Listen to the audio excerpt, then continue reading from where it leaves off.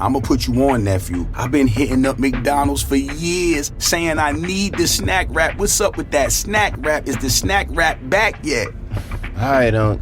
When we get to the window, I got this. Welcome to McDonald's. Can I take your order? Miss, I posted and sent DMs every day. Now it's back. We need snack wraps. What's a snack wrap? It's the return of something great. Oh, so what you're saying is... Snack wrap is back. You guys have done it before, I'm sure.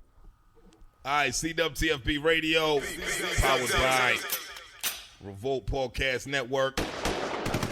I'm Charlie MaSheen alongside my choco bliss, honey kiss, never miss my good sis, Big Bells. Yes, sir. From a big block. The biggest. Twin Glocks. Both of them. We in the media lab, man. We at the sound lab. You know what time it is. So what we going to do is get started with a mix right now. Let's go.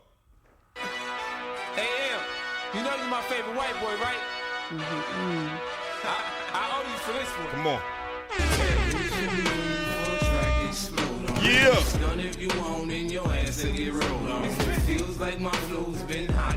Episode 273. You know, last week was the announcement. This week, I get to pop my shit for real. Come on. Yeah. I've been patiently waiting. Come on, weather the storm. When she lay on the table, they operating to save you. It's like an angel came to you, safe from the heavens above. They think they crazy, but they ain't crazy. Let's face it, shit basically they just playing sick. They ain't shit, they ain't saying shit. Spraying 50 A to the K, get in the way. I bring Dre and them with me and turn this day into fucking man. You staying with me? Don't let me lose you. I'm not trying to confuse you and not let loose with this Uzi and just shoot through you, Isuzu. You get the message, am I getting through to you? You know what's coming, you motherfuckers don't even know, do you? Come on. I love this shit, man. We got my wife in here. It's our 5th year wedding anniversary. If your wife won't let you work on your anniversary, you got the wrong one, man. But we in here, love you, babe. My sister in here, Big Bert. Never be as gangster as her ever. Boogie in here fucking up memory cards. Come on. K-Wolf in here. We got my man Toke in here. Yeah. Come on, let's go. Fraud niggas, y'all niggas, that's that shit I don't like. Yo shit, make believe, rapping about my own life. That's rare, nigga. Ric Flair, nigga. The power's in my head, nigga. I get this beat the chair, nigga. Soho, trifecta, 3 hoes, trifecta. Dope money, hope money, shoe blow, my watch better, my pen's better. You don't write, hey, trendsetter, hey. you clone like. Pay homage, your K's vomit, ungrateful niggas I don't like.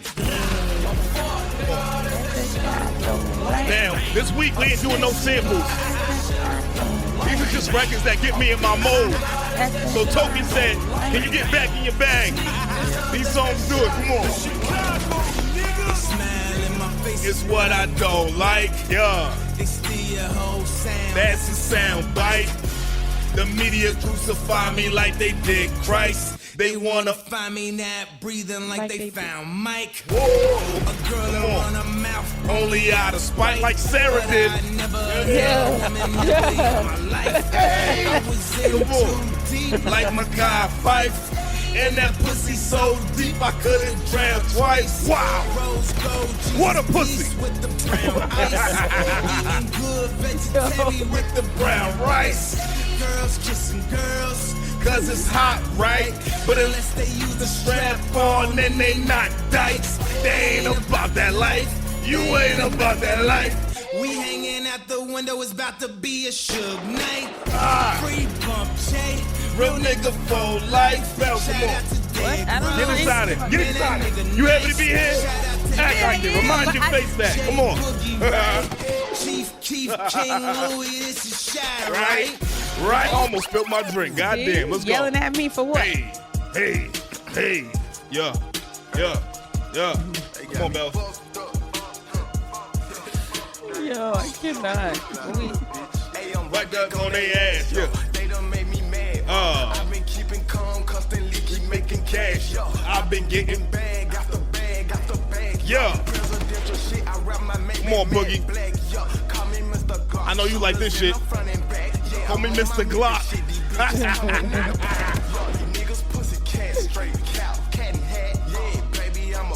And my daddy was a Mac.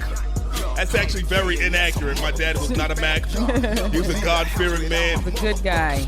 Rest in peace to that man. Come on, man. Episode 273, man. We about to have some fun tonight. Hey.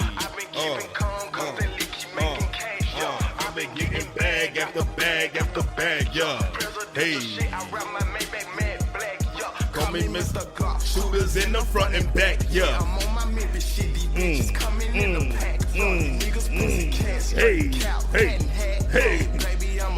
And my daddy was a Mac. Come on, let's flip it. Let's flip it. Okay, hold on. What we doing? You know, you can't listen to this song without wanting to sell cocaine. In the Continental bagging up. Talk about you more fly nigga bitches, you dumb. I don't know this one. Hey, come on. Let's get it. Shout out Westside Gun. He had Feed the Family in Paris. Niggas in Paris for real. Come on. Yo. Praying on my downfall. But ain't never gonna happen. Never. Radio, we here every week. Whether you like it or not. Right here. We gonna piss you off some more. Yeah. Go get that petition to get us canceled. Yeah, I wanna sign stay it. mad. Go get mad and stay Pussies. mad. Go get mad and stay mad. I fucked her in the jaw. Hey. Wow. Big arm. I wish I had $2.50 on my arm. It's like $2.50 right now. You know what I mean? Straight from Dior. Whenever you get them eyeball Jones, you know it's from Dior. You know what I mean? Hey, that's $2.50 American though. Yay. Wow. Come on, Gun.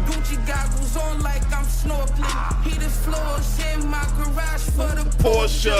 Come on. And that's actually how you Floors pronounce in the garage Porsche. for the Porsche. All right. It's the one right here. Where was you at when you first heard this song? I was probably in a trap house somewhere. Oh my God. Allegedly. I'm talking on brown linen. Tattoo my logo on they titty. In the middle of the city. Load up the choppers like it's December 31st. Roll up and cock it and hit the niggas where it hurts. Hey. You see this one right here? This is the one that gets me activated for real. You know what I mean? It's never for you bitch ass niggas. It's never about y'all. But I love throwing shit in niggas' face. Oh, you thought you was gonna do some shit. This one nigga, this midget said, I'm on TV. Where you at? You live with your mother. How dare you? And my brothers keep a motherfucker take my hand. You would have been in a better position with me, bitch. I'm not a star. Hey, I'm not a star. Revolt thinks otherwise. I'm not a star. Hey. Fucking on that sticky. Got a couple dollars now, that nigga think he cheesy. Get off my dick. Kilo in the car. Yeah. I'm not a star. Oh my God. I'm not a star. I broke a sweat. I'm not a star. I'm not a star. Yo, I'm not a star. Somebody lied, I got him. I haven't yet. Gotta treat it like a gremlin. He's a multi-million-dollar motherfucker, ain't it? I'm quick to blow 1,000 in a second. You know what I mean?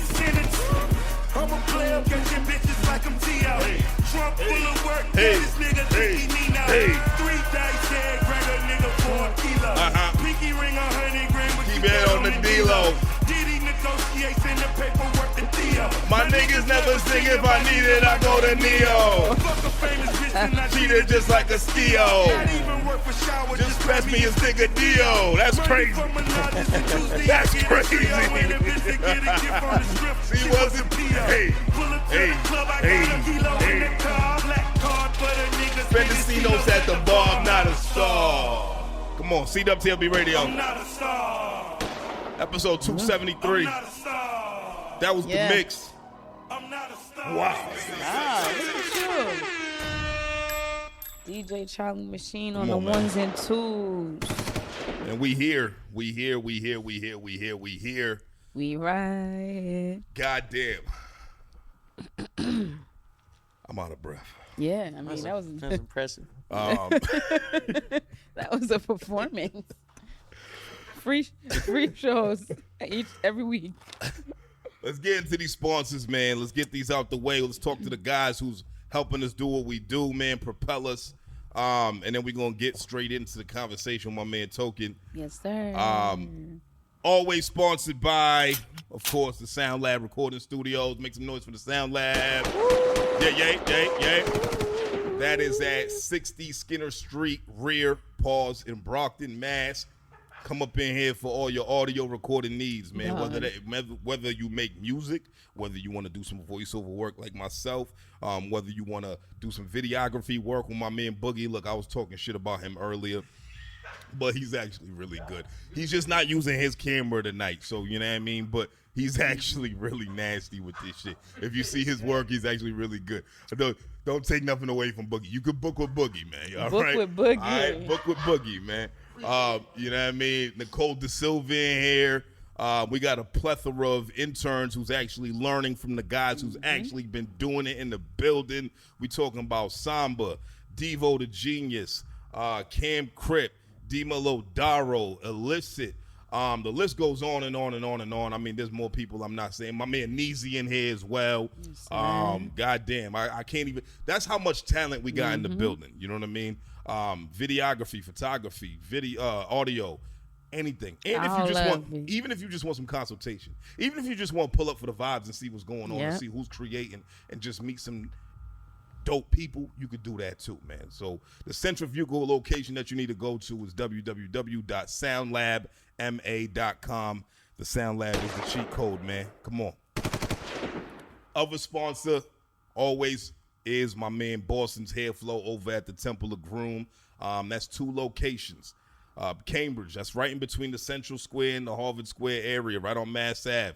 Also in Boston, that's the Fenway area, right on Calm Ave. There's a 3rd location coming soon in Coolidge Corner. We'll keep you updated on that. But if you want a luxury haircut experience, man, go up in there. They'll get you right, man. It don't matter what hairstyle you want. I done went from the waves to the blowout to the back to the waves. Now I'm growing my shit out. It's different. It's real intricate, real close fades. Pull out your ingrowns, neck up only. Don't get crazy. You know what I mean? If you're a regular, you might bust out the McAllen. You know what I mean? Whatever. You know what I'm saying? Things of that nature. And also, school is about to start up soon for some people. So if your kid is on the honor roll, right after they get that honor roll, they can actually get a free haircut, man. All right? That's fire. Not for you parents. It's not for y'all. It's for your kids. What if they're in college? I don't care if you go to RCC. You're not getting it. It's for the kids. Flo love the kids. All right, shout out my man Flo. That's not right. Over there at the Temple of Groom. 3 locations. Well, 2. 1 coming soon, man. You know what time it is. This episode also is sponsored by Pretty Ugly. Shout out to my guy, Pretty Ugly, man. You know, he laced me up with some drip. You know what I mean? He sent me a little care package. You know what I mean? You know, good oversized tee. You know what I'm saying? Like, it looks way bigger than I am, but it's actually my size. But you know what I mean? Like, I'm gonna take some pictures. I'm gonna let y'all see. Real good. You know what I mean? Got Future on here. It's saying some shit that I would never say to my wife. It says, bitch, don't get too comfortable. But, you know, it's Future. You know what I mean? Future's right. I mean, like, it's very on brand. I like it. You know what I mean? Really good material, good thread count. He got all types of flavors. I've actually wore a lot of Pretty Ugly gear on here as the years went by. You may or may not have noticed, but I paid for those. You know what I mean? And my man, you know, he appreciates what we was doing, and so he's like, yo, bro, I want to bless you with some pieces. And also, shout out my man KJ over there, Pretty Ugly, man. You can find him on Instagram. You can find him at, his website, all types of things, man. Also, another sponsor that's in the building is TSV Vodka. Mm-hmm. TSV Vodka. This is 6 times distilled. It's vegan. 80 proof, 40% alcohol. Right? Quality stuff. You know what I mean? Totally vegan. The SV means for smoothest vodka that you've ever had in your life. The smoothest vodka. The T is the smoothest vodka. Distilled 6 times, gluten-free, vegan-friendly, captured lightning, and they put it in the bottle. You know what I mean? You can ask us about your local package store. Live socially, man. That's what they do. I like the bottle. The bottle's nice. It looks really good. It's real minimalistic. Real sleek, and real I ain't chic. gonna hold you. I like this a lot. And I'll show you why. Pass me that bottle right there, my brother. I've been drinking. I was sent 2 bottles.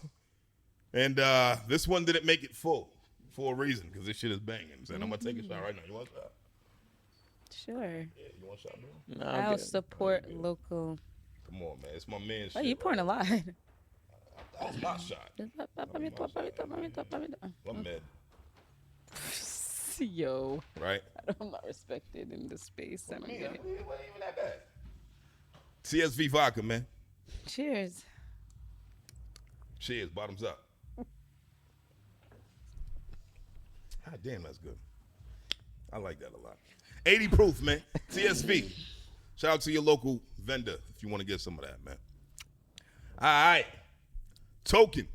What's up, bro? What's the word, my boy? How you doing? It was just an honor to watch you get in your bag. I appreciate you, man. I didn't know that's what was gonna happen. Hey. I feel way closer with you. You know what I mean? I'm glad, bro. Yeah. I'm glad. You know what I mean? Like, I like the selection. yeah, It's a good word. selection. Thank you. Yeah. Are we done here? Yeah. I said, that's my time. All right. Look, man, if you from around here, everybody got to know who you are, man. Yes, so, sir. but if for the people who don't know who you are, let them know who you are, what you do, what you represent. My name is Token. I'm a rapper from the North Shore, Salam, Marblehead. Yeah. So you one of them rich ass niggas. No, I wish. I wish. I grew up with some of them, but no. I mean, I'm working towards it. Hey, I hear you. Respect. But no, yeah. Originally, from Salem. My mom moved to Marblehead when I was like 14 or something. So I was kind of bouncing back and forth. I did meet a lot of rich people. I'm sure. Growing up, and did you know the Rosenbergs? They lived in Marblehead. I used to work for David Rosenberg. No, I wasn't. I didn't have many friends in this town. Okay. I didn't have many friends back then in general until things started working out. Okay. Then I had lots of friends. I'm sure. But funny how that no, works. hey, and I learned that I had friends from all different walks of life, and I learned that there's pieces of shit on both sides. A lot of similarities that some of my friends here were not like my friends here, and I was kind of in between a lot of situations, and I did get to see a lot of similarities, some not similarities, but yeah. Yeah. I'm proud of it. Hey, I ain't mad at you, bro. As you should be, man. I mean, you came from where you came from, man, and you made it out of that. Honestly, like, what was growing up like for you, man? Because your music, Right, yeah. you took us there a lot in this one. Like, Yeah. You just dropped "I'm Not Supposed to Be Here," right? Yeah. Definitely my favorite project by you, hands down, Thank bro. I think, in my opinion, it's your best body of work ever. Do you feel that way? It's tough, bro, because I want to say yes, but I say yes like every time, and it's like, well, it should gradually get better as you go on, I right? mean, they're so different to me that like I still have I still really have appreciation for my last album too, but this one feels like the most important one I've done, and I've never, just like how people are referring to it. It just feels like the most like you want to get to know a guy, listen to this album. You know, it feels like the most like album I was supposed to make. I feel like my other projects are not that I have like 2 other albums, but they're more like this moment in my life were my like last 2 projects, and this one is more of like my whole life. Right. So for that reason, it feels more important. Okay. So as far as the way you grew up, right? So you talk about it a lot as far as like your father wasn't there, right? Yeah. When your parents split, how old was you? I was 10. You was 10. So before they split, y'all was all in the same household, right? Yeah. So before they split, it was when I was living in Salem, and you know, like I obviously talk about like my family life, my dad a lot in the music, and you know, he was a musician too. He like he sang and like played the guitar and stuff. So he was always like okay with what I would say as long as there was truth behind it. Right. You know, so that's why like it doesn't really like.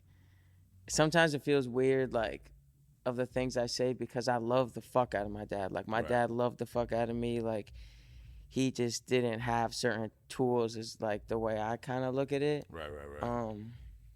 And I think that's all introspective too, because like as a kid, like did you always feel that way as a child as well? I didn't understand a lot of this stuff. Like the beginning of my life, my dad was super distant, and I was like scared to.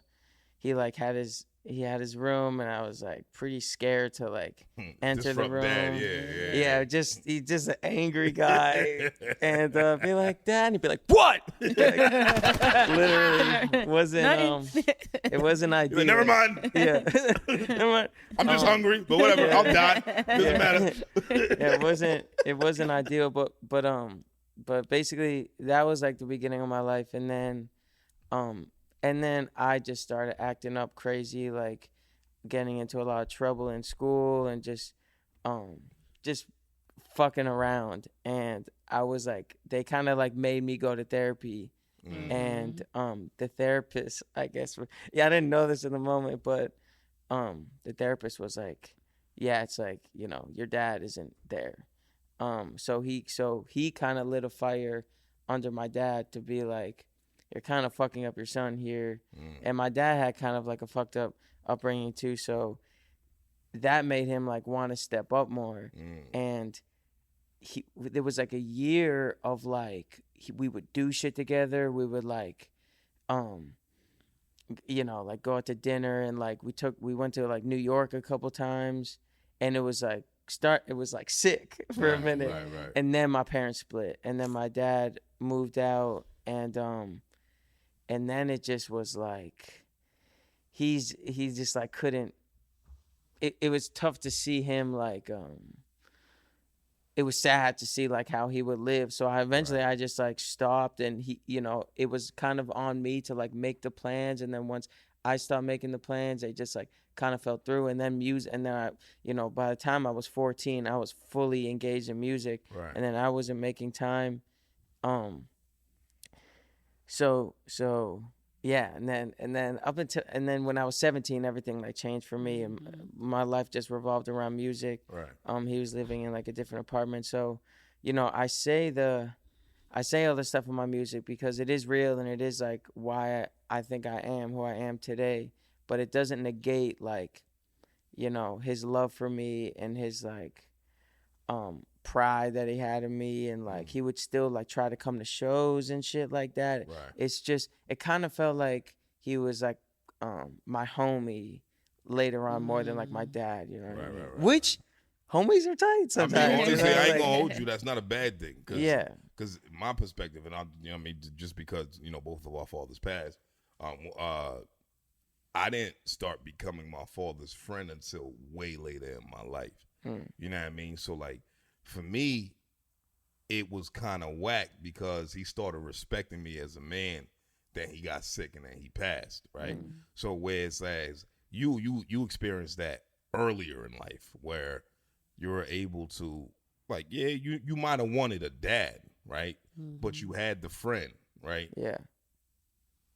I felt like I didn't get neither. You know what I'm saying? So, shit, you're doing better than me. Like, you know what I mean? The way I'm looking at it. Like, it's not like, competition. It's not. But what I'm saying is that be grateful for the experience that you had with him. And I'm grateful for my experience with my father, of course. You know what I mean? Like, because my father, towards the end of his life, he allowed me to, handle his finances. Like, you know what I mean? Like, he was just more like, yo, look, move this around, move that around, whatever, blah, blah, blah.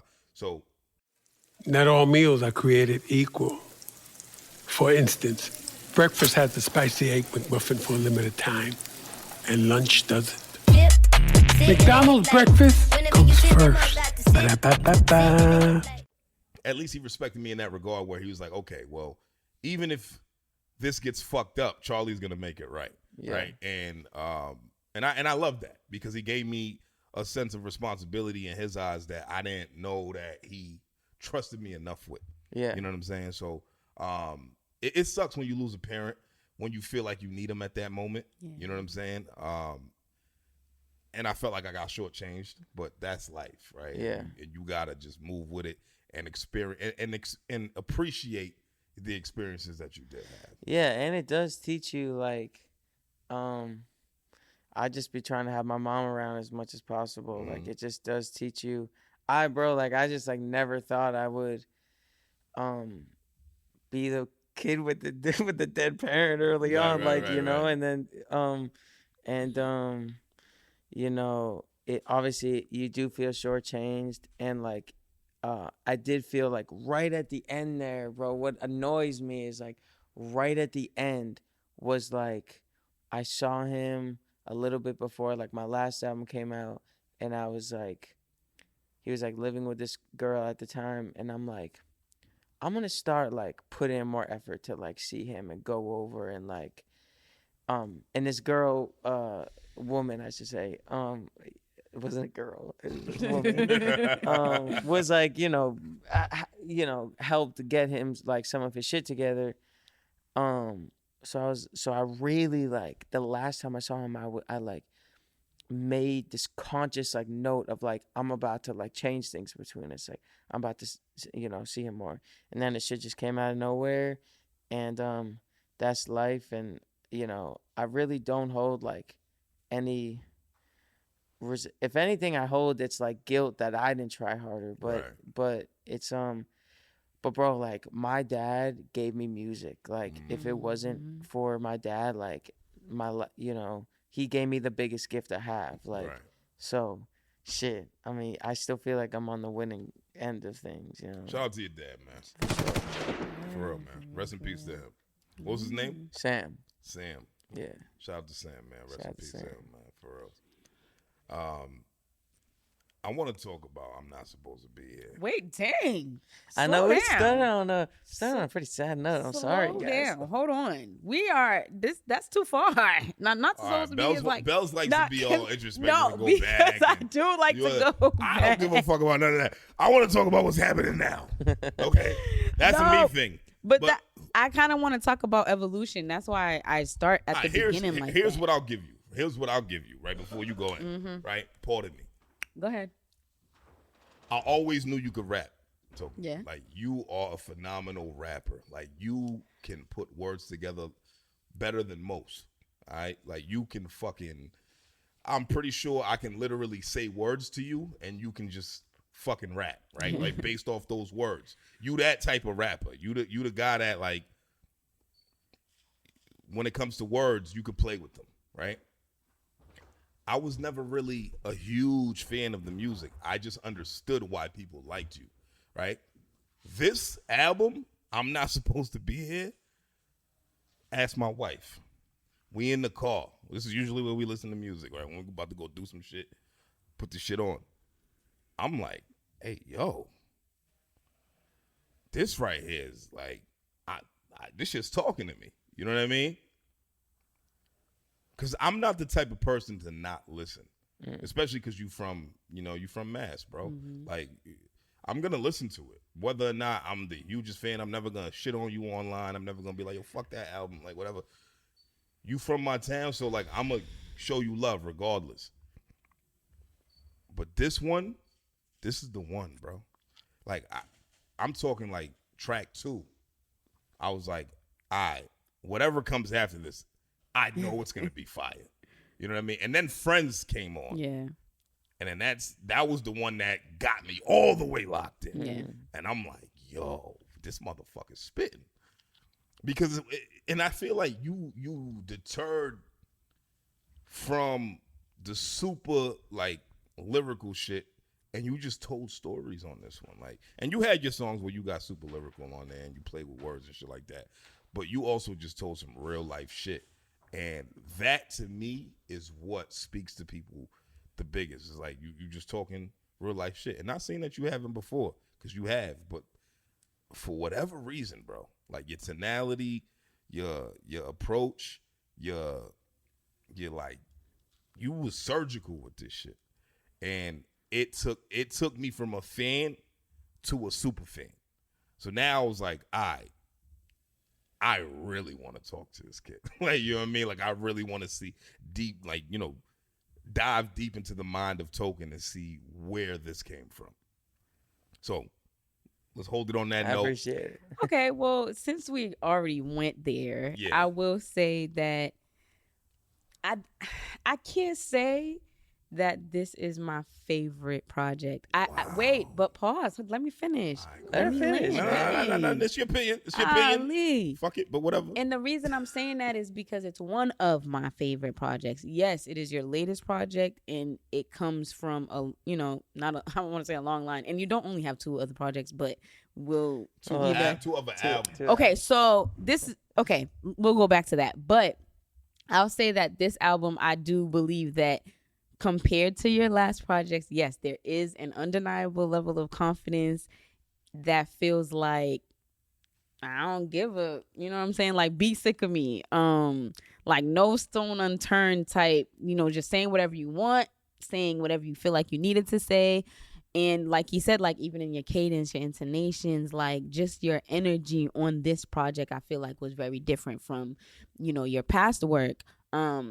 Like, there's a familiarity, like, you know, there's an element of familiarity, but there's also just a stark difference between what you did here with this project and what you've done in the past. Now, for me, I liked every song on the album, but the ones that I liked the most were obviously the intro, I'm Not Supposed to Be Here, Friends, What Does Your Love Look Like, Sarah's song. Fuck Sarah.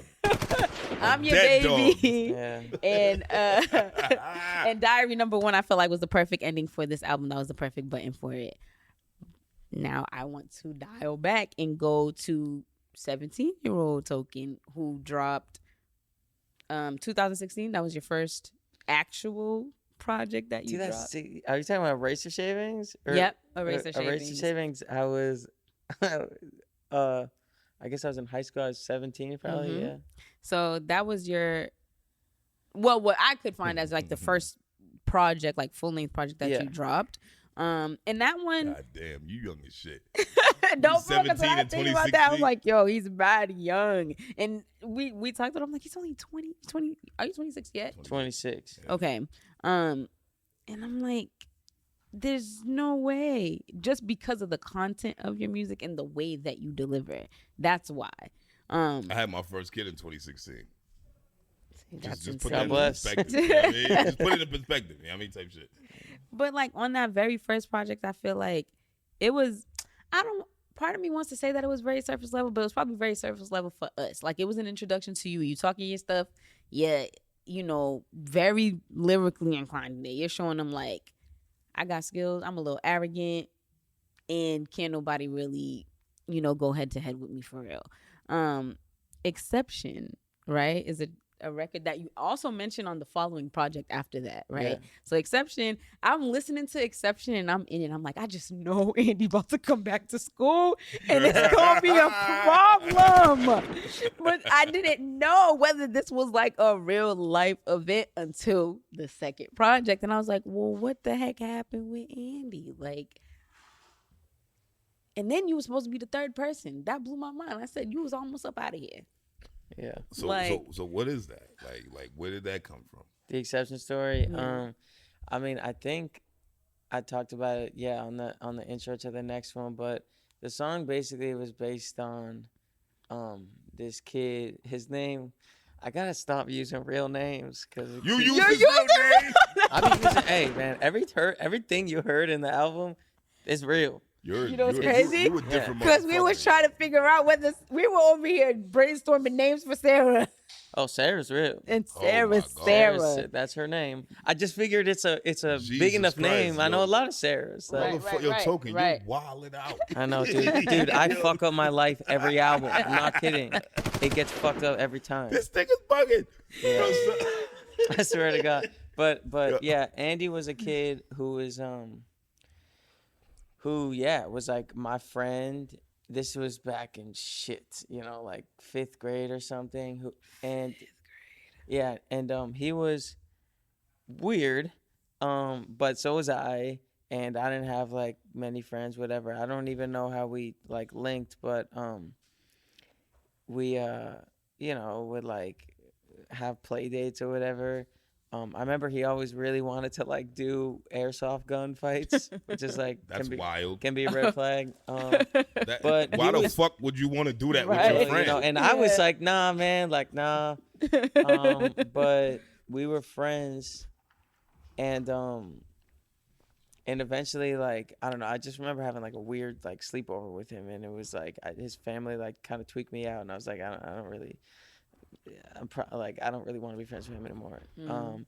And he was like a weird kid, so like friends would like clown him, like not to his face, but it was low key. But he was like a weird, quiet kid, whatever.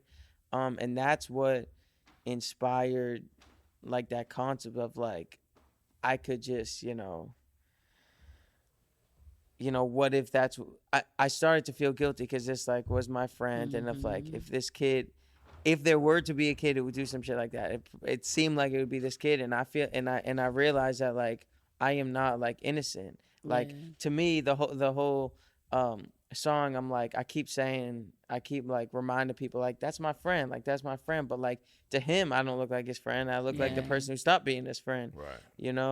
And what's crazy about him, bro, is that he ended up like years later like killing his dog with a bat. And he went like crazy. Oh shit. And I don't mean to say with a smile, it's just but it's fucked. It's fascinating. And like I don't even know what happened to him, but it's interesting because like they say when you like kill animals, it's like the first step of like being a serial killer. Yeah, Jeffrey Dahmer. So I kind of called that shit. But it doesn't negate. It doesn't negate the positives to be taken out. Still, just saying. That's kind of scary. Well, I hope Andy is okay. The only other thing I want to say about that project is I can't even say it. You couldn't even say it, and I think that was satire. But dang it. Shia? Yeah, that used to be my thing, dude. I don't know. I started young, and I thought you needed a fucking like a tagline. You needed like a fucking thing, a lighter flick. That's good. So my thing was like, I don't even want to do it. I don't want to open the door but I killed it with that skit. It was I loved that skit. Like I thought it was so funny because directly before that, you're like, the engineer or whoever is like, man, did you just one take that? And he's like, yeah, you know what I'm saying? Like, I'm him. And then he does like 100 takes of this one freaking word or whatever. And I was just like, yo, I cannot, but that's how it really be. Yeah. Like, yeah. Cause when you're trying to perfect some shit, you're trying to act like it's like that. Like, this is gonna define me. No, the fuck it's not. Yeah, so you don't say shit no more? No, hell no. I just over the years I turned it lower and lower and lower, and then one day it just hit 0. I'm never gonna say it again. Yeah, fuck it. I ain't mad at that. Cool. But anyways, I guess we'll blow through the rest of the Look. I appreciate you listening to the first because that's crazy. Not many people know about that project. Here's what I like about Bellez when we interview somebody. She's gonna dive in and go all the way back. That's great, right? and I respect that, and I love that. But for me, it's just more like we are where we are right now, right? And let's talk about what's going on right now, because right now is the littest you've ever been. You went independent recently. You dropped I'm Not Supposed to Be Here independently. And for you, do you feel like this is the most success you've ever had? I mean, definitely like numbers wise, yes. But it's tough, dude. It's like I don't know, dude. I try not to think about it. It's like I've had moments like in the past too. This album like for sure surpassed my expectations, and it's an exciting time. Like it feels like I hit like a new level with it, but I'm still so far from like, where I know I'm supposed to be. So I don't know. I just try to take it, and as much as like it's exciting, like the new levels or just bring in like higher levels to reach, but it's different because it's like it's not as many. Like when I was starting out, everything was happening for the first time. Like I remember like my first sold out show, fucking Middle East Upstairs, like I was 17. Like I don't know if I've had like a high like hearing the first Token chant. Like I've done bigger shows, whatever, but those early on moments were like more what the fuck. These moments like are sick, and they're especially sick because they come from a really real place. Like this album is like, it's just the truth, bro. Like it's like, so it feels very meant, and it feels very like fulfilling. But I can't say I'm just like high as fuck, like walking around. Like I'm just trying to like keep my head down and keep it moving. So let's talk about Friends. I want to dive into that because your man's. This is the same person from verse 1 to verse like the end? Two different people. Two different people. Yeah. All right. So the first friend, took advantage, quote unquote, of a girl, right? Now did this girl accuse him of anything, or was it just the way that you ingested that information? I've always like, I shouldn't say I've like within the past like maybe like 4 years, I've always like felt it, the relationship between like an artist and their fan, especially like for me, where it's like we were talking about earlier, like I might not be like known to everybody in the world, but the people who come to the shows, like the music is, it means a lot to them.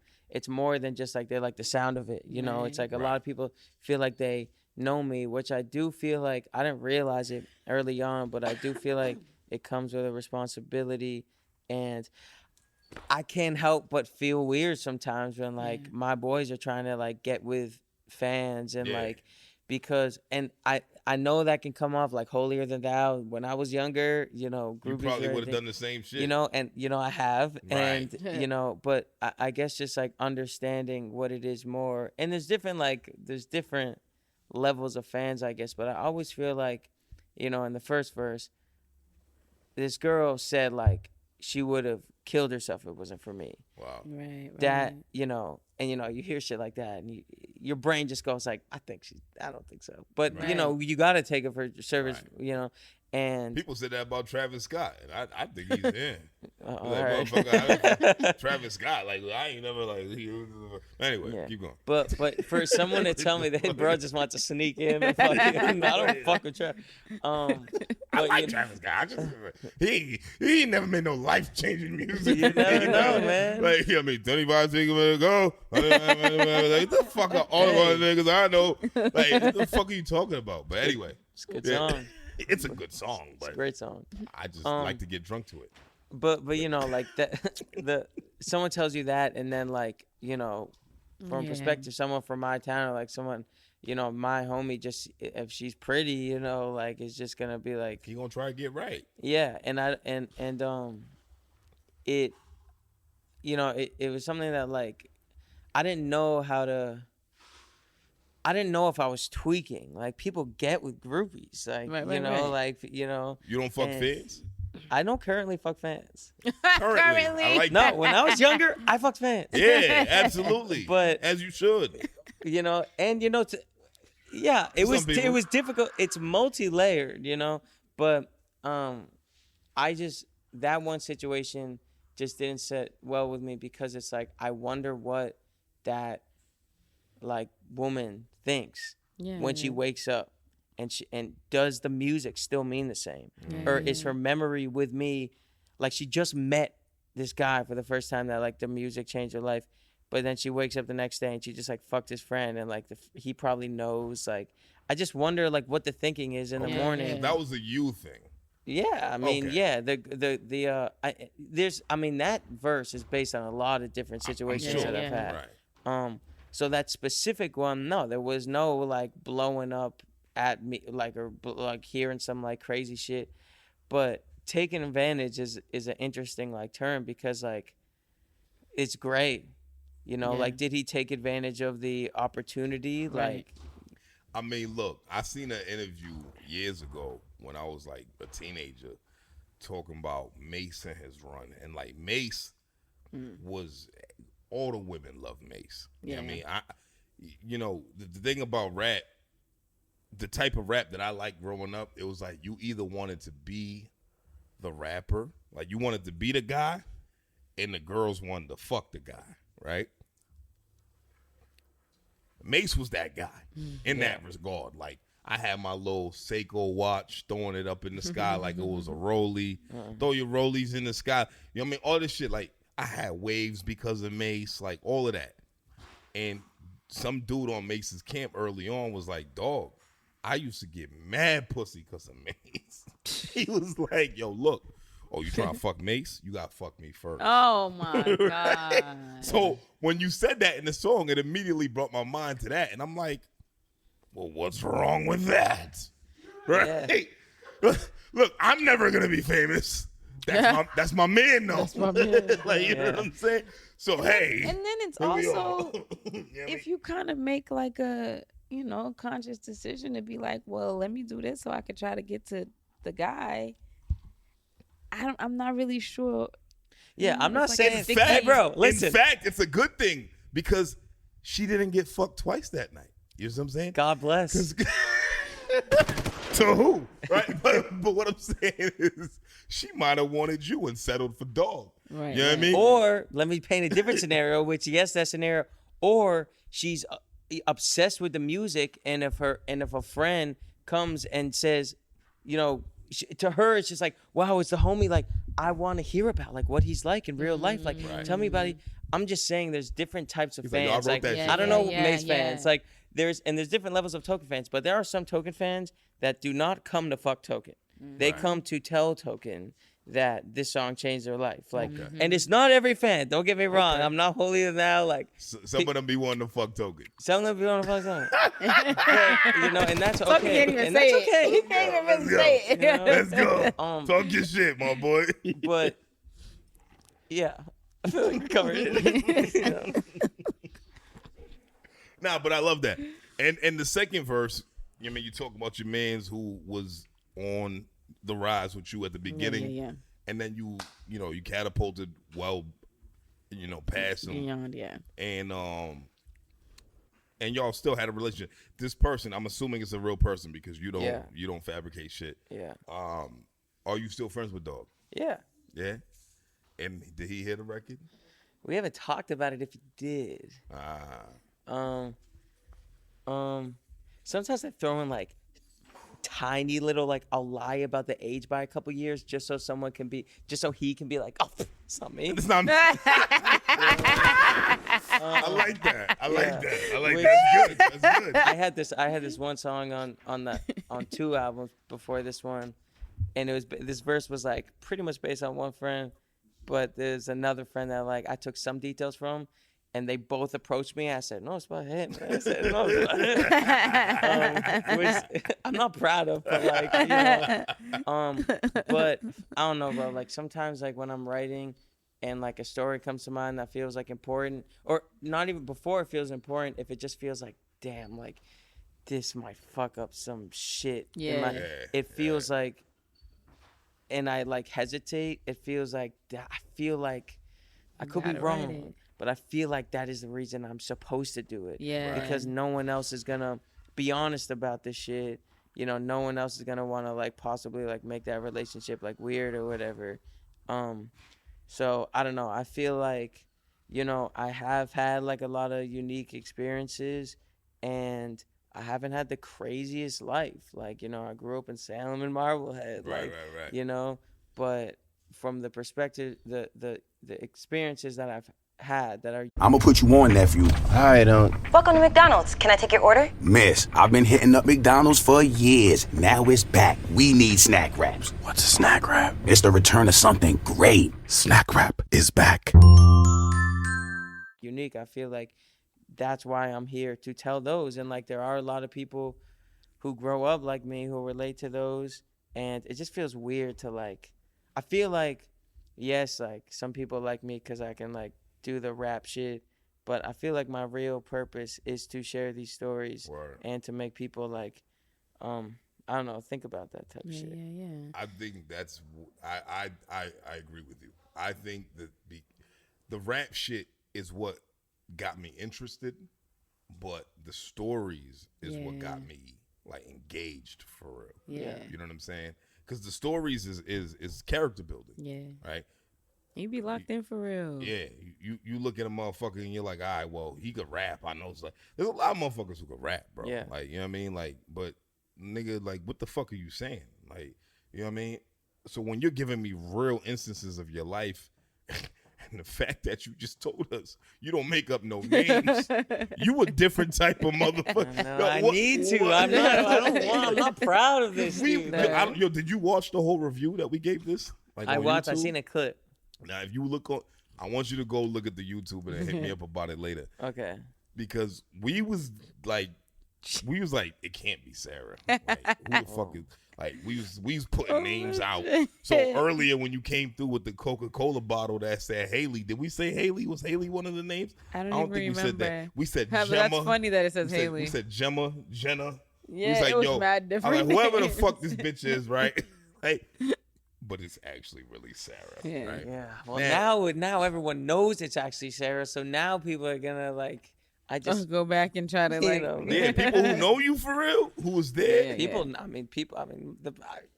from my high school. Yeah, they know who Sarah is. Right. Has Sarah reached out to you? No. Nah. No. When was the last You time ain't you here. spoke That to was her? the last time. The last time was in the gym. Yeah. Well, I think what did I see? Oh no, it was after the gym. Oh no. No. That's where the story ends. I didn't hit it. No, we never fucked, dude. I was never actually fucked. I was a virgin during that time. That's what's so crazy God. about the story. But no, she ended up working at Starbucks. I've seen her at Starbucks a couple times. Make my coffee, bitch. Yeah, I like that. Yeah. Not Sarah's out here making ventis. Give me a fucking macchiato. Two different Starbucks, which is interesting. Wow. Like usually you get your Starbucks run and then you're done, but she went from Starbucks to Starbucks, I feel. Some people like that job. I ain't gonna hold you. I got a family member who's a teacher. Actually, she's a principal. And she was like, my favorite job ever was working at Starbucks. And I'm like, that's insane. But does it bounce from Starbucks to Starbucks? I mean, shit. Well, maybe the other one was more lit.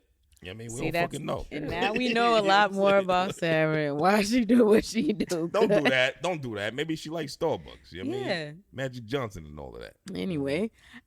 Yo, you just said something that you was like, oh yeah, like my life hasn't been really interesting or crazy or anything like that. But you got a record called Caught on Camera. Oh. Yeah. Yeah.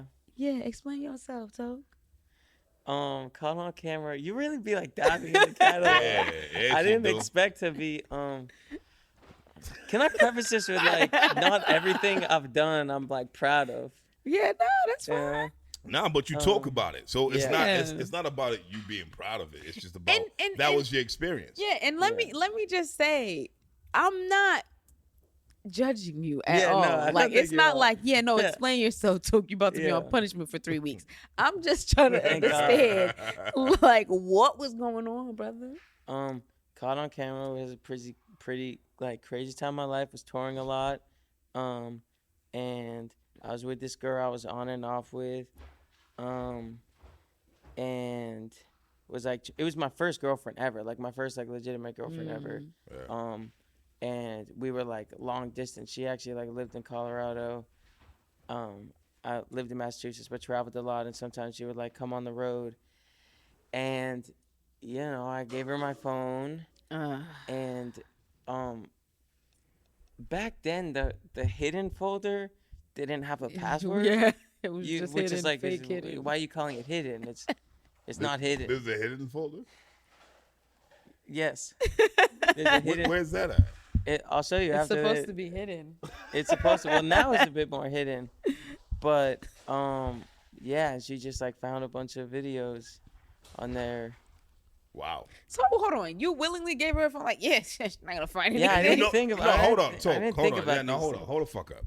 You knew this shit didn't have a password, and you gave her the phone, and you knew you had a hidden folder. My brain was in other places. It usually is, and that's insane. And I feel bad. Such is life. Well then. The crazy thing is, if I'm really gonna give it up, she started tweaking at me, for right, like not only like saying like, oh, I thought this day you were here, but calling me like a weirdo because I filmed, but I would never film if the girl didn't want me to film. Right. But she was. What hurt more so, she was calling me like a weirdo, and I know I'm not a weirdo. Right. And do you guys know who Hopsin is? He's like he's a rapper I used to tour with. I said, you want to know why I really filmed? And she was like, why? And I was like, Hopsin told me every time you have sex, you have to film it, because if you get really famous, and if those girls tell you, or if those girls like say you did some shit later on that you didn't, you have proof that. And I just thought of that in the moment. Honestly, that's actually. Did he tell you that? No. But oh my God, I'm good at freestyling. I was actually about to say that's actually real good. Yeah, piece that of is advice. a real good piece of advice. Sounds believable. So you can tell your protege that later. I don't intend to. He's gonna tell him, look. He's like, hey, listen, nigga. If you gonna fuck on camera, okay? I like that. You know what I mean? I don't think that's advice Toke gonna give. He can be like, look, man, stay away from your fans. They're just fans. Keep them as your fans. That's actually not a bad piece of advice though. For you know what I mean? Because like you got some. Look, certain people get into your life, like not your life, but like your type of life for different reasons, right? Yeah. Some motherfuckers don't want to be the greatest rapper. Some motherfuckers don't want to. We was talking about that earlier. Some people don't want to do it for the respect. They just want to do it because they want to be lit, and they're good enough to be lit. And what does being lit come with? Women, money, lifestyle, right? That might be the reason why they in it. Those are the motherfuckers who's gonna fuck. You know what I mean? Mm-hmm. And they gonna fuck every single chance they get. So for a motherfucker like that, it's not a bad piece of advice. That's all I'm saying. That's all I'm saying. Now, wait, now has there been any time where somebody threw it at you and you was just like, nah? Nah, but let me finish my thought. Go ahead. Motherfuckers like that. Nah, motherfuckers like that, while they fucking old girl, be like, tell me you wanted to do this. Oh my God. You be like, I want to do this, right? Hey, go ahead and accuse me of anything. I'm just gonna play the video. Just saying. It's not terrible advice. No, That's what I'm saying. It's not terrible advice. I'm just saying I've never met anybody to give anybody that type of advice. Now, did she believe you? But, Say again? Did she believe you? I mean, this was years ago. I haven't, Yeah. Does my first girlfriend? No, like, did she believe you?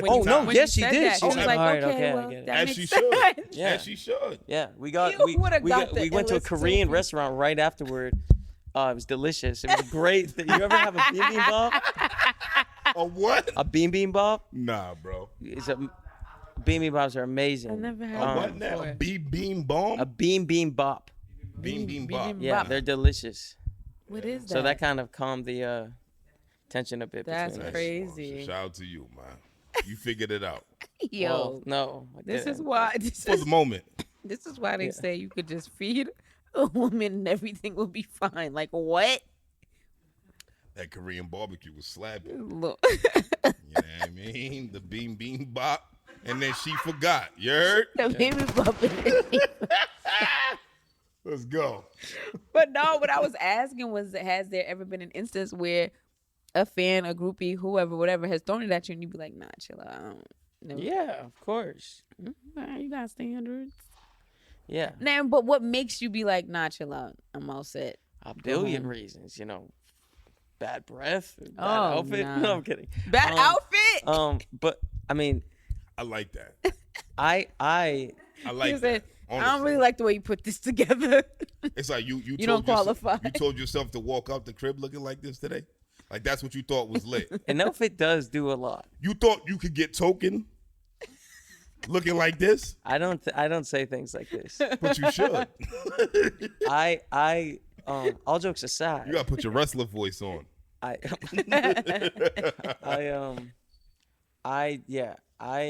I'm like dealing with somebody, and I usually like to bring them on the road with me and enjoy these moments with like someone that's like deeper than just like a one night thing. So you a relationship type dude. You like having a girlfriend. This is where it begins to get tricky because because I was gonna say I didn't get that from because music. I want to say yes to this. I get that from you. I ain't gonna hold you. I get that you like to have a girlfriend. I like it. Your life just still doesn't always mesh. Yeah, with that. I'm like, it's tricky because like, yes, I'm just so, I can't care about something as much as I should because of how much I care about this shit. Like my whole existence goes into this shit. And I am like a connecting person. I like, dude, since I was doing like, I'm not like a big like one night stand fucking like it's been a while since I've like been that person. I'm really just like not, it just doesn't like do it for me anymore. Mm-hmm. I like to have like a deep connection, someone like I deeply care about, but it's tough for me to like fully commit because I just feel like if the next like time I'm a boyfriend, I've only been a boyfriend twice, like in a legitimate relationship. And the next time I'm going to be a boyfriend, like I want to be a fucking great boyfriend. Like, and I genuinely just think like, I don't care enough now. Like I've recently tried and was recently like, let me just fully try to do this. Like give her grace of like not understanding certain, like the rap shit. I like people who don't understand the rap shit. Don't come from the, I like to like the divide or whatever. Right. The Haleys of the world. But the Haleys of the world. But it's just tough, bro. I just like feel like I'm not, a boyfriend should be like giving, and I'm just not giving enough. Like in this time, like I'm just like too in love with this other thing.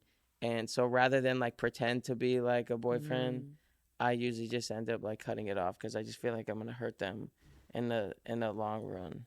So rap is your girlfriend. I guess common. Yeah, you was in love with her. Okay. Well, I guess the what I want to ask though, right, is, you kind of alluded to it in your music that people will compare you to M, and I guess my question is like, is there one? I guess how do you feel about that? Like when people do that, like, oh, like he's just a different version of Eminem, which I don't think that's the truth. Yeah, I think that's a compliment. Goddamn. Yeah. I mean, when I was coming up, I got it like so much more. It's like every comment was like Eminem. I get it way less now. Yeah. So like it doesn't, but yeah, I mean, it's totally understandable. Like I grew up on them. Yeah. And like when I started releasing music, I started releasing music when I was in 4th grade, 10. That's crazy. What? And just like, just on GarageBand. That's crazy. And all my songs up until a certain point were like, in a weird way, like almost similar to this album, where it's like they were my rawest form is like these stories and like what's going on in my life and what's like bothering me. No one gave a fuck. No one was into it. You know what I mean? The second I started like trying to, when I was 14, 15, but I think when I was 14, I started to be like, I think people just want to see like a little white kid can rap. Like he has the technical. So I just got really into like doing the technical shit, and that started working for me. So I'm like, fuck it. I just started doing that. And then that was a thing that was probably the most reminiscent of M, you know? And I do take it as I mean, I don't actually like necessarily take it as a compliment, because like there are whack white rappers who get compared to M too. But M is a fucking GOAT. And like, you know, there was a point that it bothered me. Like there was a point that it like was annoying, but that was when it was like everywhere. Now it's like, if you listen to this album and you're like, oh, he's just trying to be Eminem, you're just not a good music listener. You don't have an ear for it. Yeah. So it doesn't really bother me anymore.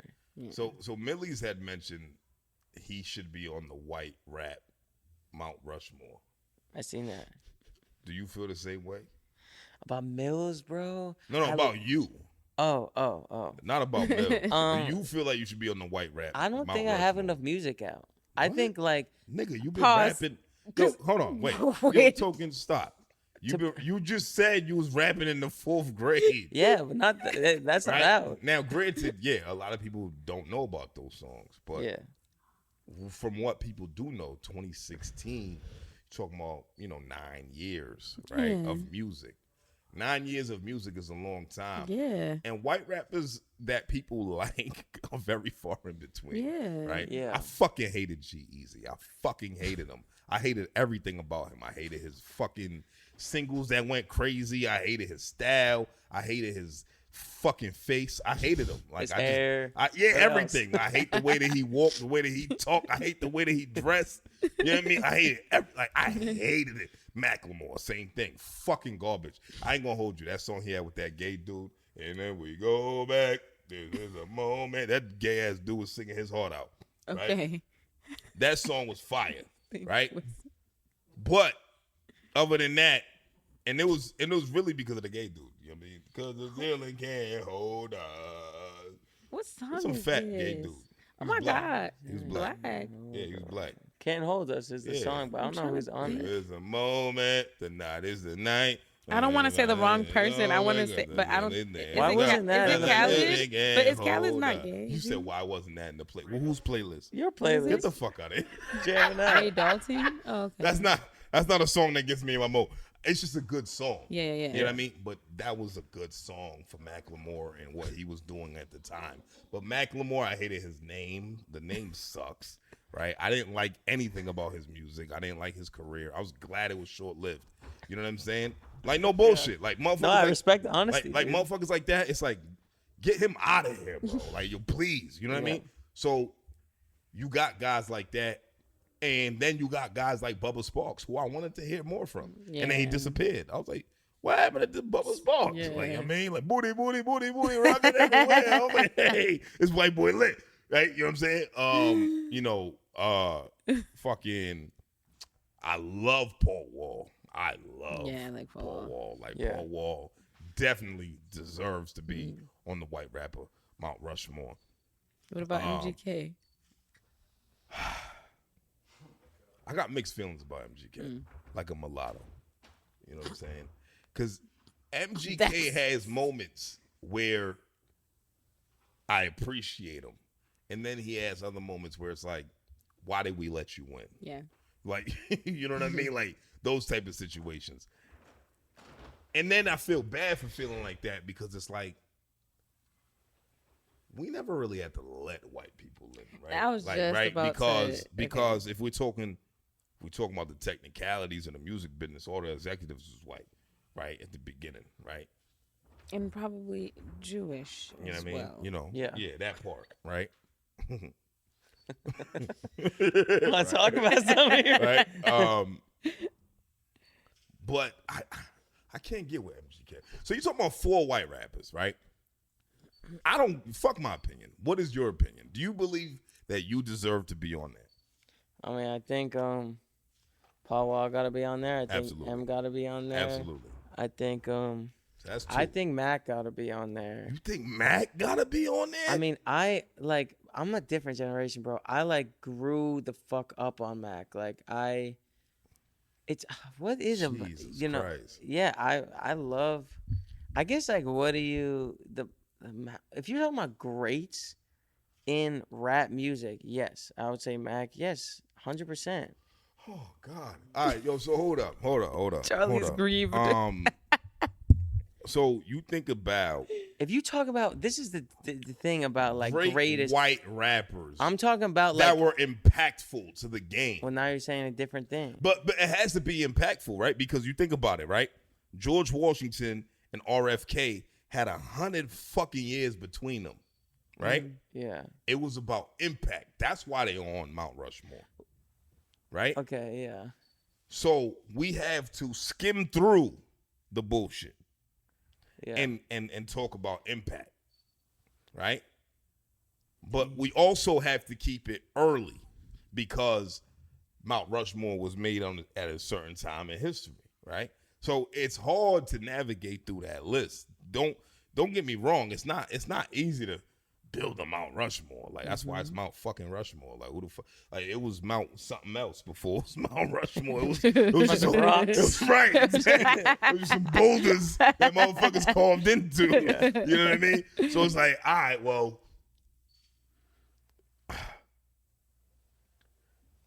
do we forget about, fuck, it's fucked up. It's fucked up. I can't say Mac belongs there, bro. Who would you say belongs We got there? Yellow Wolf. I like Yellow Wolf. When you say impact, it's it's a whole other thing. It's one, you could never put me for an impact because I'm a newer guy. It'd be weird to put Millie's, I feel for impact. He's having his moment now. Let him do his thing. And I love Mills. Right. We all do. So when I think Mac has a crazy impact, bro. It might be not, In what sense? He showed me that you're allowed to change. You don't have to be defined as this one thing. If it wasn't for people like Mac and Tyler and Trav and Cardi, these are people who change every album and showed me that Are you talking about Mac Miller or Yes. Macklemore? Mac Miller. He thought you was talking about Macklemore I thought you this were whole talking about time. Macklemore. Oh, my fault, because I mentioned Macklemore. Oh, you got it. Mac Miller, absolutely. He's so offended that you would ever think. Because I mentioned him earlier, and then you said Mac, and I'm like, is this nigga serious? He was mad you gave him a nickname and everything. Okay, He's talking all about right. Mac Miller. You got Now it. listen. You got it. You got If it. you thought I was saying Macklemore, then I hope you would never air this interview. If you have that little respect for me, Yo, bro, I was surprised. I was like, what the fuck is this nigga talking about? Because I instantly knew as soon as he said Mac, I'm like, he's not talking about Macklemore. Why you were just letting us burn, bro. What the fuck? I could just feel Charlie I'm like, wait, what? the Did he not- devastation was did he not hear anything I just said? entertaining for me. Okay, you got it. Mac Miller. Mac Miller. All right, you got it. My fault. My So apologies. sat up a little straider. He's so 'Cause upset I with was really starting to I thought I was question. dreaming for a second. I'm like, yo, is this nigga serious? Yo. Oh, that was so good. I was like, wait, what? What Oh did my he do God. that was impactful? No, yeah. Nah, Mac Miller got it. Mac Miller got it. Absolutely. Mac Miller got it. Jesus, I'm never going to call him Mac again. I would like to throw a name out there. The Alchemist. Okay. I feel like Alchemist don't get his respect as a rapper because he's a producer. Mm-hmm. But when Alchemist rap, we all listened. Yeah. You know what I mean? I feel like he was one of the first white producer rappers to show that duality. And I feel like he don't get his just due. He's nasty. He's still working. Mm-hmm. He got a joint with 2 Chainz and oh boy, what's his name? Larry June. Larry June, yeah.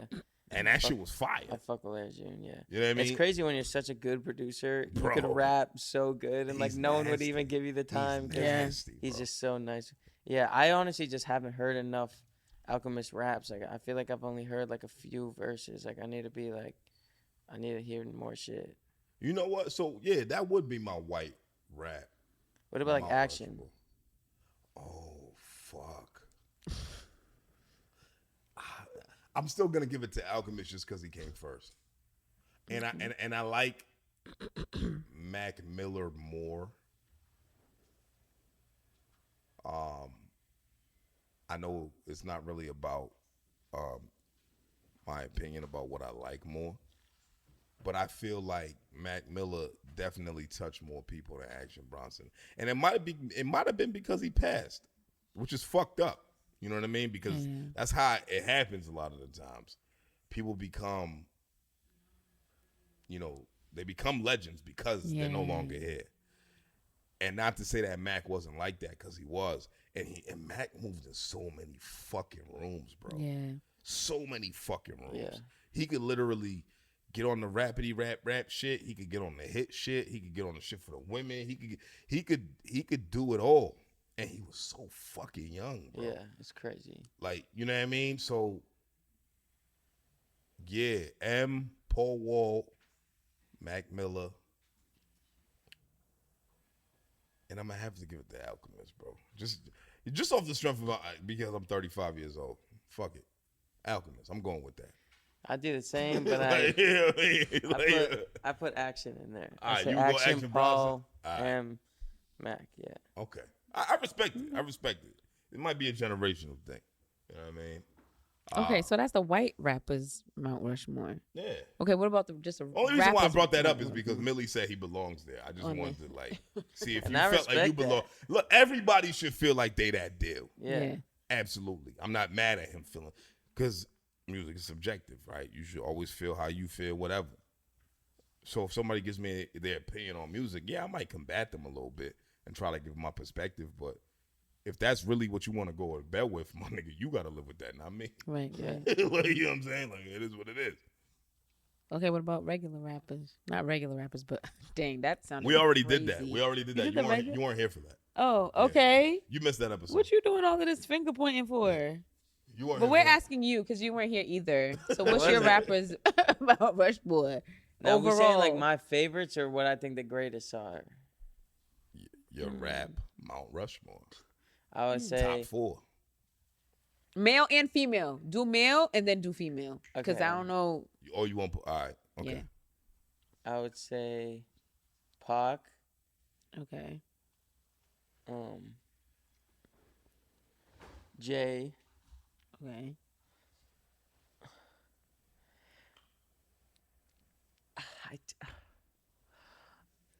Okay, wait. So we're saying artists who make rap music. And were impactful. I gotta say yay. Okay. Okay. Generational One shit. more. Okay. I'm either going M or Wayne. But M's already on one Mount Rushmore. Oh, he could be on both. Oh, okay. You're right. My bad. He's a rapper. I just gotta say, if you're like talking about impactful, you gotta say Wayne. There can't be any list without Wayne. Okay. If you're talking about impact. Yeah. Yeah, that's true. Yeah, his mixtape series is insane. Yeah. Right. Everything, bro. Like so many people just were inspired by him, and like image wise, the whole vibe, like the certain rules that he broke. Like he's my GOAT. Right. And when the rap Mount Rushmore is so fucking loaded, dog, because I forgot to mention, I feel like when I spoke about it with Fifth, I did say Nas. And I love Nas. But again, I always like to go before the person who felt like Nas. Now, this person doesn't feel like Nas, but like he was a storyteller, and I feel like that opened the door for people like Nas. Slick Rick. He gotta be on that list. Yeah. Rakim gotta be on that list. Yeah. Rakim modernized the rap that we know and we love now. Rakim gotta go on that list, bro. Like Rakim, Slick Rick. Fifth mentioned KRS, and I'm like, cool. I was never a KRS fan, but I can understand how people would put KRS on the Mount Rushmore. We also mentioned Jay-Z. The problem with Jay-Z is that he came so much later than all these other dudes. Nas dropped his first album in 91. Jay dropped his first album in 96, right? That's 5 years. That's a long time. You know what I mean? So like it's loaded, man. It's loaded about where you were when you were first introduced to hip hop, how old you are. There's so many different layers that go into it. So like everybody's gonna have a different rap Mount Rushmore, bro. And it's, mine is mine, yours is yours. I respect yours. I like yours. You know what I mean? You almost need to like do it by like generation. Yeah, you know what I'm saying? I'm 9 years older than you, bro. Like, yeah. When I was fucking 20, you was 11. You know what I'm saying? Like when you say it like that, it's like, what the fuck? Like, you know what I mean? Like, you wasn't even worried about the same type of shit that I was worried about. Right. Like, not even close. Yeah. You know what I mean? So it is what it is. But so we're just gonna skip over the women. I feel like, whenever we talk about like rap, hip hop music, it's always centered. No, but it always feels like it's so centered around men, and I feel like that there are also it's like the NBA and the WNBA.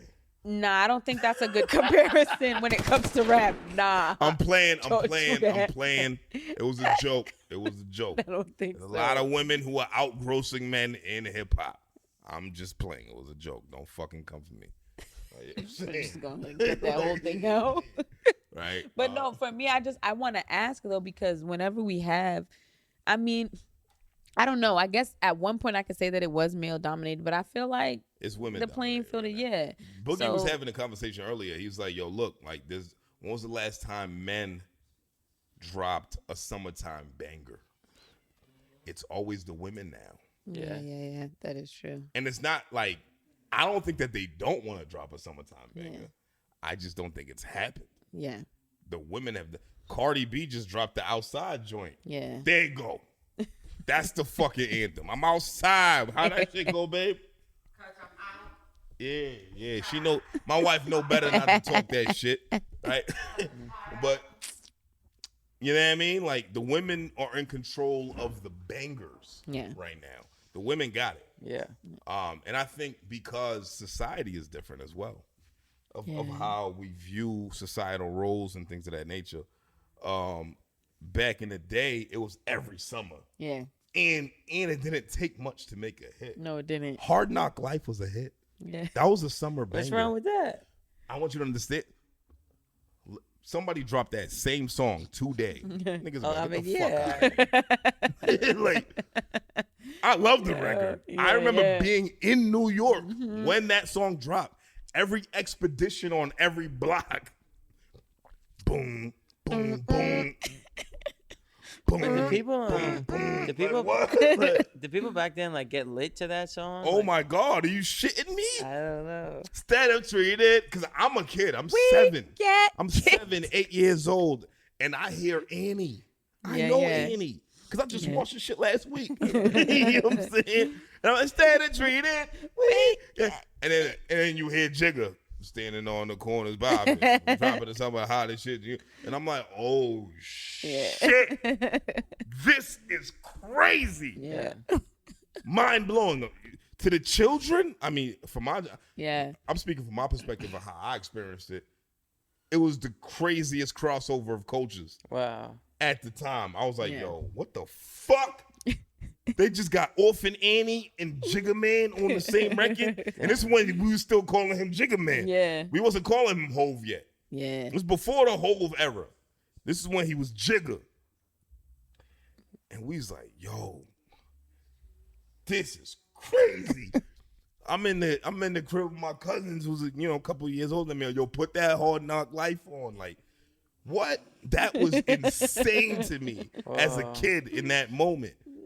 And then, and then shortly thereafter, you had holla, all my niggas that's ready to get dollar.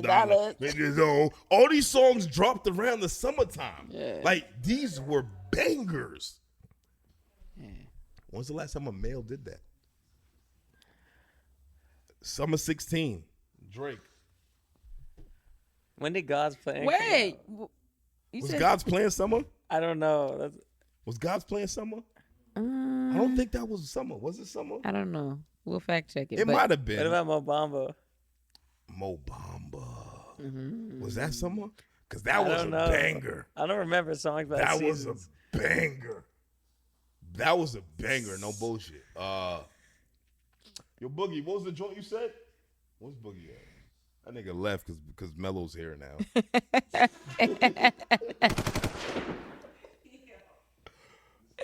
Oh, shit, Grease in here. But then, well, I guess Capella Gray's doesn't count as a rapper because he dropped this year. That's not rap. Okay. That's not rap. What about Sicko Mode? Was that? I can't remember if that was Summer. I don't know. Because here's the thing. Summer records feel like summer records. Yeah. Like they feel like the moment that they was dropped. And the fact that we can't remember that, I don't feel like there was summer records. And I might be wrong. I might be wrong. But I feel like we would have remembered that. But when Drake said all summer 16, I was like, oh yeah. Yeah, no, it was dropped. Sicko Mode was dropped at the kind of the end of the summer, I guess. That's August, not a summer banger. August. That's not a summer banger. It has to be towards the beginning or just like before the spring. summer.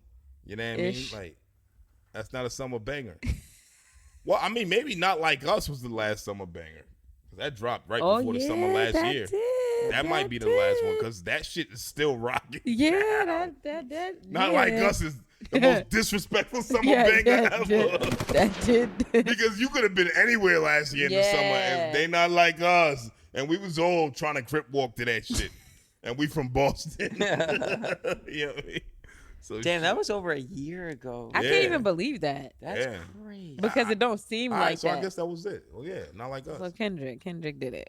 I don't know if he meant to make it a summer banger, but he definitely created a summer he did. banger. He definitely did. Yeah, man. Okay, so now I want to say, like, who for you? Are there any female rappers that have ever inspired you? And then two, who would you consider like great lyricists? Missy Elliott inspired the fuck out of me. Like, I mean, visually, but just like, I mean, her music too, her flow, like everything about her. What's your favorite Missy record? Dude, I don't even fucking know. Mine is Sock It To Me. It could be Sock It To Me.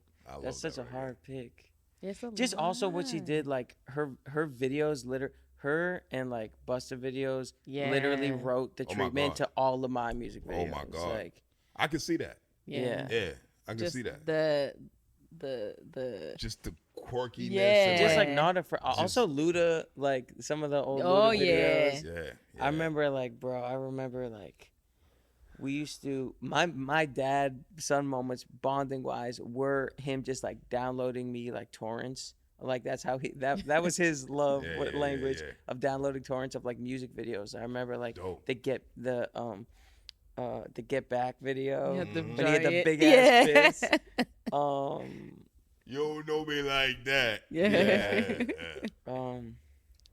But I would say Missy, honestly. Like, I mean, Lauryn Hill I was like put onto later on.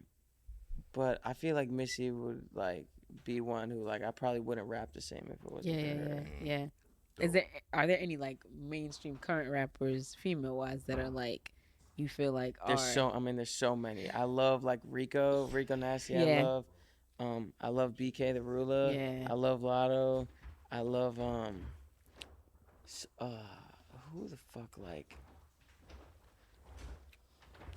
Who else is in the more current? Glorilla's on the more current. Like, yeah. I love Glorilla. Doechii now. Doechii, yeah. Doechi's fire. Yeah. I still haven't like really listened to that album. Like Doechii's fire. I got to, yeah. I feel like she's like that too. Like she's quirky. Like she got one song where she's just She's silly as fuck. And I feel like Missy opened the door to that. Yeah. So that's why I felt like Missy. When I said it when we spoke about the women in rap, like Mount Rushmore, Missy gotta go on there. Yeah. You know what I mean? Like for sure, absolutely. I said it was MC Lyte, Missy, Lauryn Hill. And who was the last one that I said? Not Kim? Oh, Lil' Kim. There you go. Yeah, those four. You know what I mean? I just don't know enough Lil' Kim or. Damn, age gap is crazy. I know, like I need to be put on. Damn, but you gotta listen. When he was mentioning his Mount Rushmore, he put Pac on there and not Big, right? And that's the same. And I can see that. That's Kim's camp. I can see that because Pac came before Big. Yeah. One. I wouldn't put Big on the Mount Rushmore either, and I wouldn't even put Pac just because we're talking about four people who are early and impactful. I feel like there's more people before Pac. You know Okay. I don't know enough of Slick Rick or Rakim. I'm just not hip enough. But Pac, I just feel like, I guess the way I think about those things are like, there's so many ways to gauge them. I look like, are you the GOAT of that? Right. Where it's like, there'll never will be another Pac. Like, I mean, no one has even come close to like what he represented, like his whole thing. Same with I feel like there'll never be another Jay. I feel like there'll never be another Jay, and I feel like there might be people who like try to be the next Wayne, but they'll never be like the next. Yeah. Like I kind of look at like artists in their peak, like Prime M, Prime Wayne, are like fucking insane, bro. Like no one is, I think about Biggie's career, right, and like when. Before Hypnotized and after Hypnotized, right? Mm-hmm. Hypnotized was such a huge record, bro. Like, because we used to go to New York every week, like every year, as kids. I remember when Hypnotized dropped, like that shit, like just that, like when Biggie was like, what? It wasn't, I was at Terror Sister High School, whatever, bathroom passes, cutting classes. It wasn't that. That was Rappity Rap Big. Mm-hmm. And then Hypnotized was like colossal. Like the song was just, I'm like in elementary school, like Biggie, can't you see? Like sometimes your words just hypnotize me. Like it was just the fucking feel of the record was like, this is gonna be big. Yeah. Like once you heard it for the first time. So like I understand what you're saying. Like, so is Biggie way bigger than Pac back then? Biggie's bigger than Pac here. But back then, like, was it like, oh, this guy's way more successful than Tupac? Like, no, because Tupac was doing movies. He was rapping. Tupac was just multi-talented. Biggie was just a drug dealer from Brooklyn who was given a shot. Yeah. And he just happened to be really good at rap, right? So I think it was different. I feel like if they both lived, I feel like Tupac would have been the Jay-Z of the game right now. Yeah. In my opinion. Yeah. And then, Biggie would have been the Nas of the game. It would have sucked watching Biggie fall off, dude. No, he wouldn't have. No, don't call it fall off. Don't call it fall or off. Get whacked. Like, that would have sucked. Don't call it fall off. I feel it would have been just too different because they were so different as rappers, bro. Yeah. Like they were great together. I if anybody's seen when they did that freestyle on the stage together, we seen how great they were together. And they could have did because that night that Pac got shot 5 times, he was coming to see Big. Yeah. So had that not happened and that was some dirty, grimy motherfuckers involved in that shit. But it should have been a great thing between the two. Yeah. It just that night changed everything. Damn, you know what I'm saying? And it just changed the whole course of their relationship. And, here we are. They're both gone. Right? I mean, it's fucked up. But it is what it is.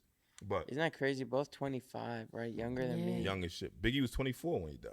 What the fuck, bro? Like, yeah, 24 years old, man. And it's so funny because like thinking that they were, remembering that like they were in their mid to young, 20s, early to mid 20s. They was rapping like grown ass men. I know, it's crazy. 20-year-olds these days are not rapping like that. Fresh out of jail, especially what he said. Like, fresh out of jail, California dreaming. I step on the stage, I'm hearing Hoochie screaming. Like what? Like they were rapping like niggas who's been doing this. Like, you know what I mean? Like it was crazy. Like there's presence and I think that's one thing that we didn't see for a long time until Pop Smoke. Yeah. Pop Smoke gave me hope for New York. And then he had the same fate as Biggie, dying young. Which doesn't make sense. Which is fucked up. Because once I heard Pop Smoke, it's funny, everybody made jokes. They was like, yo, Chizzy, is that you? You put out a new song? And I'm like, come on.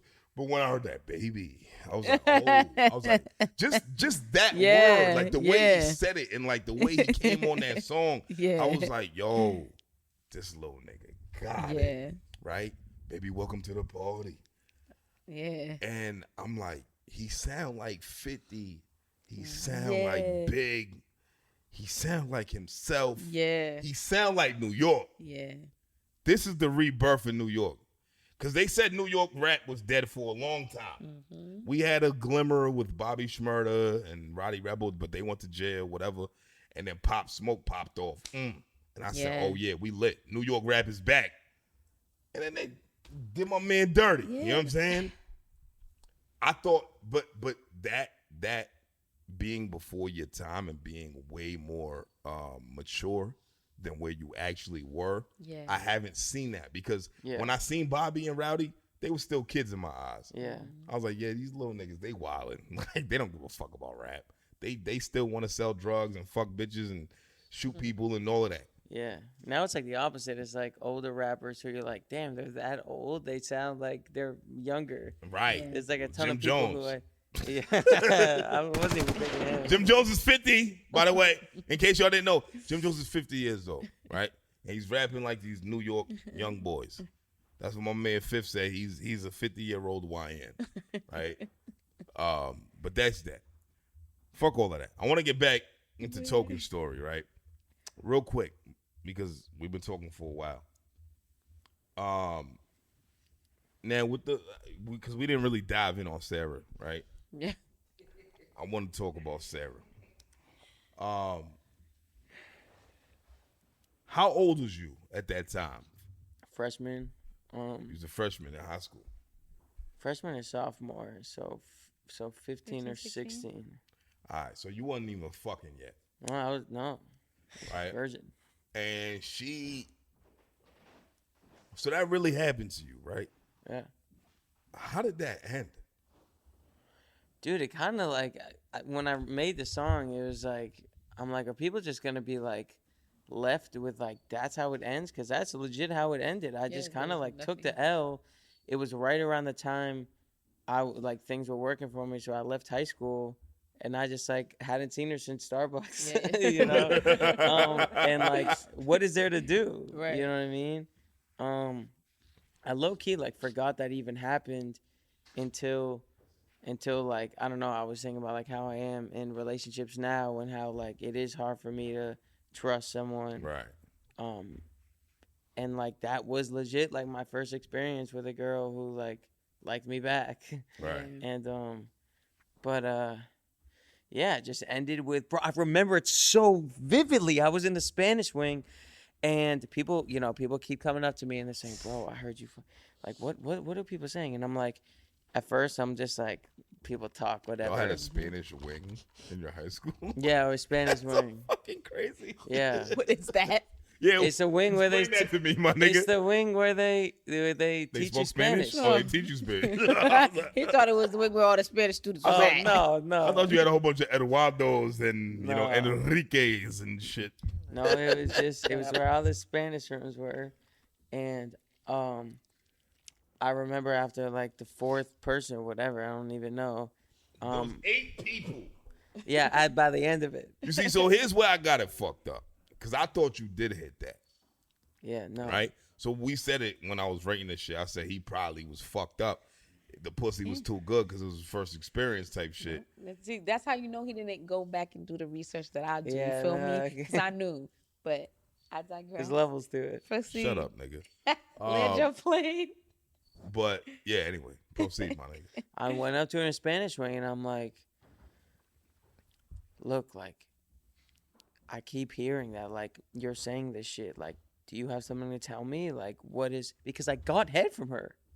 And she's telling people, but that's it. And she's telling people, like, yeah, whatever the thing I said in the song. And I'm like, why am I hearing this? Like, and she's like, oh my God, what are you talking about? she legit lied so well.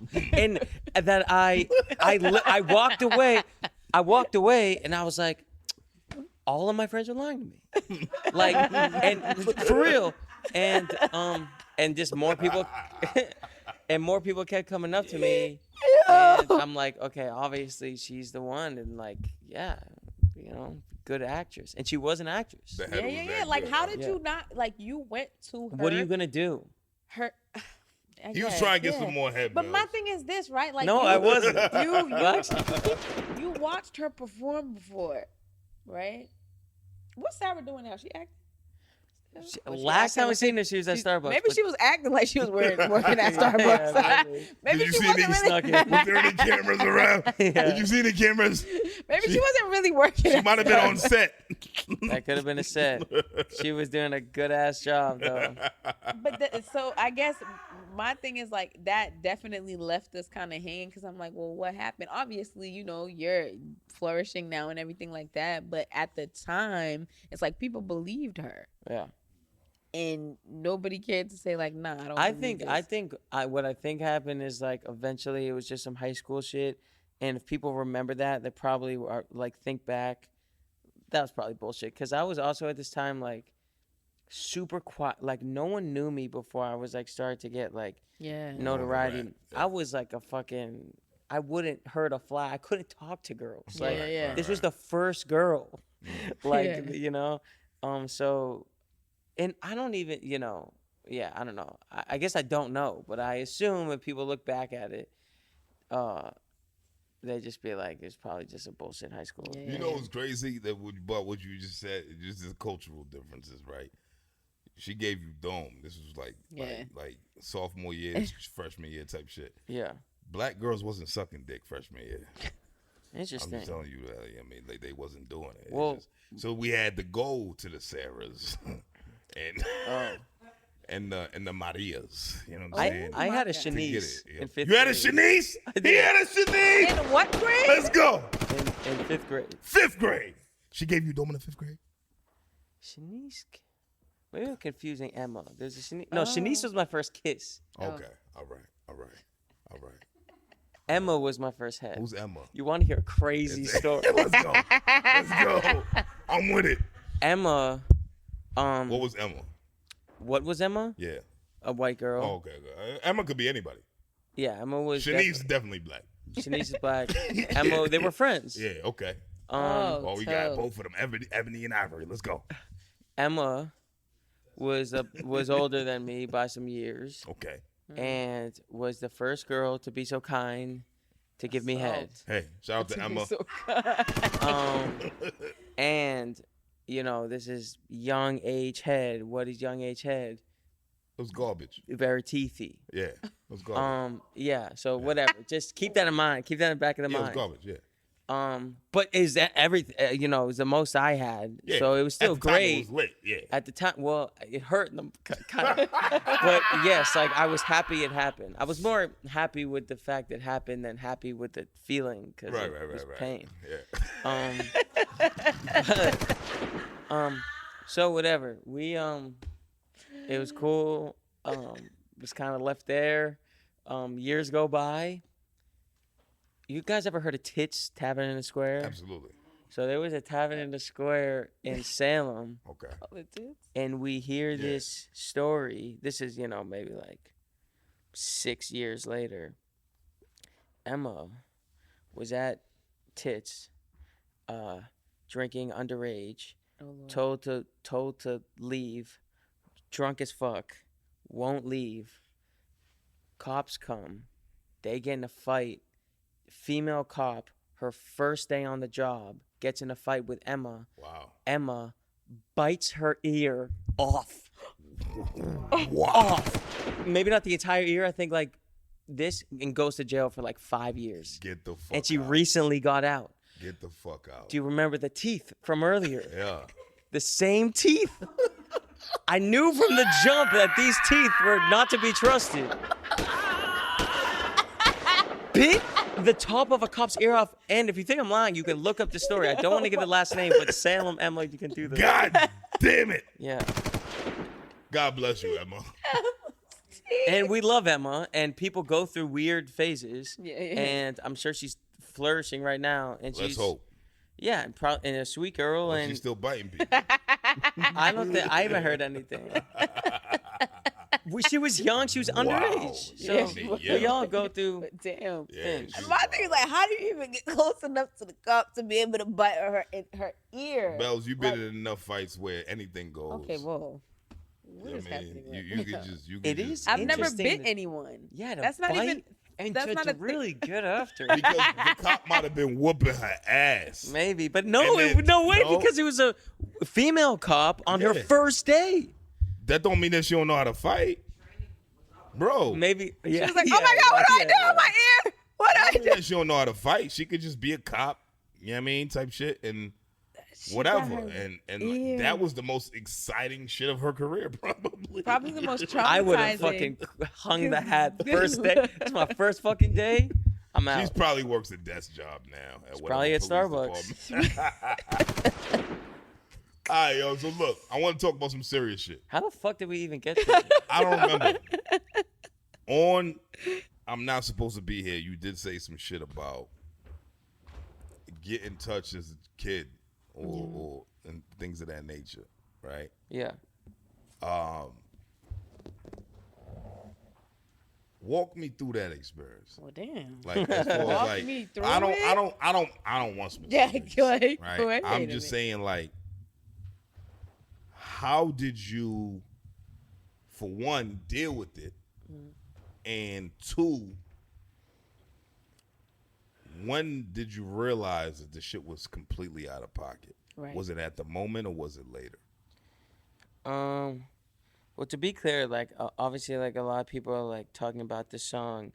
I still consider the person wasn't a man. Like the person I'm not was saying that it wasn't. the person was older than me, but I don't like hold. You know, I think we were all young and like confused, and you know. And so she was young. No, it was a man. It was a guy with a penis. Okay. But I'm saying it wasn't it wasn't a, you know, it was like I was much younger. Right. But in hindsight, as a 26-year-old, he was young too. You know? And I mean, to answer your question, like, I think I remembered it for a short amount of time because I say it in the song, but I literally forgot it happened till I was 22, which is just crazy what music can do. Like, literally, I'm like writing this song and I'm just like thinking about sexuality. You know, that song is just about like my relationship with sex and my how I looked at it, like with my parents. You know, knowing my parents were never like affectionate, like. Right. And it took me so many years to even like unlock that memory. And it was another one of those like cases where it's like I didn't want to like write about it. Like I didn't want to talk about it. It's weird. But it felt like that's the reason I should. Like it feels like fuck, like I'm just the one I have to, because how many other people have had like a similar thing. Right. And yeah, it's like, and then it got me thinking of like, did this, you know, they always say like things from her childhood, whatever, like, you know, how do they play a role in today? And I was thinking like, does this play a role? And it reminded me of like, I say it in the end of the song, but a conversation of like my friend saying like, do you always have to be with like these beautiful women? Yeah, like what are you trying to prove? Yeah, and I always chalk that up to like shit, like it's just my taste or whatever. Like, but then it did get me thinking, like, am I trying to overcompensate for something? And just like thinking about it now, like it doesn't feel like I am. It feels like genuine. It feels like that's what you want. Yeah, it feels like I'm very like I'm confident in, what I like, and I feel like it's what I like is what I like. But yeah, it was I just felt like it was an important thing to talk about because I feel like the amount of like DMs I'm getting and comments about like similar shit happened to me, is like, it's weird that like you can say something, just tell something that happened in your life, and just someone hearing that makes them feel better about it. Yeah. But if that's the case, dude, then we should do this shit all the time because it really didn't take, I see comments like, he's so brave. He's so, I was in the studio by myself saying this shit. Like, was I eager to? No, but it's just if it helps people, like, fuck it, dude. Like, it's what should be. It's what should happen. Yeah. I think the scariest things to talk about or the most uncomfortable things to write and actually put out are the things that, as much as it's like, do I have to write this? Do I really want to put this out? It ends up being the thing that more people gravitate towards because a lot of people experience what you experience, like being afraid or being nervous or being like conflicted, and then they never act on it. It's like, well, no, let me just keep it to myself. But then when you hold it inside like that, then it has no ability to make any impact at all. It's just this thing that stays locked inside and nobody gets any relief. Like, you know what I mean? Yeah. But because you were the one to say it, now it's like, imagine it lifting a weight off of thousands or millions of people, and it took for you to be what they would call brave to do it. So it's not for you. You know what I'm saying? Like, it was for you, but it was also for it was therapeutic the thousands in the moment, of people but it that was also needed to hear that, right. People, I think that honestly, bro, like, I can't relate, but I'm sure there's a lot of people who've experienced shit like that where it's like, yo, that was fucking trippy as fuck. Like, okay, well, and what the fuck, right? Like, you know what I mean? Like, because do you identify as a straight man? Yes. Right. So that's what I'm saying, like, right? Like, you're like, I know I like girls, but that was a moment that it was just like, what the fuck are we doing here, right? But you still experience what you experience, right? And I think that's a tricky part of a lot of people's lives that they don't want to be like honest about. Yeah. You know what I mean? They don't want to like be like, well, whatever. Yeah. You know what I mean? Type shit. But the fact that you said it with being who you are and your following and how many people listen to every word that you say. Yeah. That's why you're brave. Yeah. You know what I'm saying? It's not because it wasn't your experience, because it was.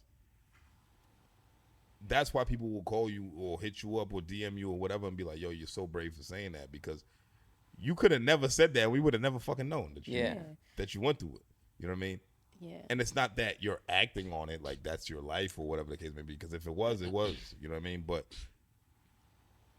you like pretty looking women, right? As you mean. Can I just say though too, right? For people who have those experiences, it's not a thing of attraction, because 9 times out of 10, however old you were, the person the person who's older than you is obviously having these changes happen in their body. Like, they don't really know, they just know like they want to do some of that sexual. And it's not a thing of attraction for the younger person. You just happen to be the person that's in close proximity with them that they want to kind of experiment on. So it has nothing to do with the person that's being convinced that this is okay. Like, are you still... let me just, you know what I'm saying? Like, if I just touch you here, like, it's okay. Like, this is normal. And you being a person who's trusting that person is saying to yourself like, okay, well, they know better than me, then okay. But then, and then, like, you know, like, I can't speak for everybody, but like deep down inside, you kind of feel like something off. But if this person, if I feel safe with them, then I don't know much and they know more than me, then they're probably just telling me the truth. And then it's not, and you lock something like that away. You don't, you know, it's like, okay, it's something that happened. But then it's like, when you get older and in hindsight, you're like, wait a damn minute. Yeah. That was not supposed to happen. Are you still in contact with this person? No. Okay. No. I mean, I know people who are. But yeah, like I said, like I still consider him like he didn't really understand, you know, either. Do you feel like you're making excuses for him when you say that? I don't know. I mean, I think it could go either way. Mm-hmm. You know, because like what you're saying is true. Is like, you know, people like are in, like, I was young, so I had no idea. Like, I had no idea. I even said in a song, I didn't even think about getting my dick wet. Like, I didn't even, you know. But still, like, you could still be, kids mature at like different ages. So I really don't hold like any. So look, just because you forgave somebody doesn't mean that there wasn't malicious intent, right? And I'm not a fucking psychiatrist or philosopher or whatever the fuck you want. Look, I don't know shit about shit, bro. I'm still figuring life out. I'm 35. You understand me? But until you have that real conversation with dog, I don't think you should chalk it up to what you think it is. You know what I mean? And I'm not saying that you should go have the conversation with him. I was gonna say, like, I don't even think that's necessary. I'm not saying you should go have the conversation, but what I'm saying is, we don't know. You don't know, and we don't know, right? Yeah. You're taking it for what you are, for what you're taking it as, and if that's what you can live with, then more power to you, brother. It is what it is, but I don't think we should ever try to conjure up what other people was thinking ever in whatever situation.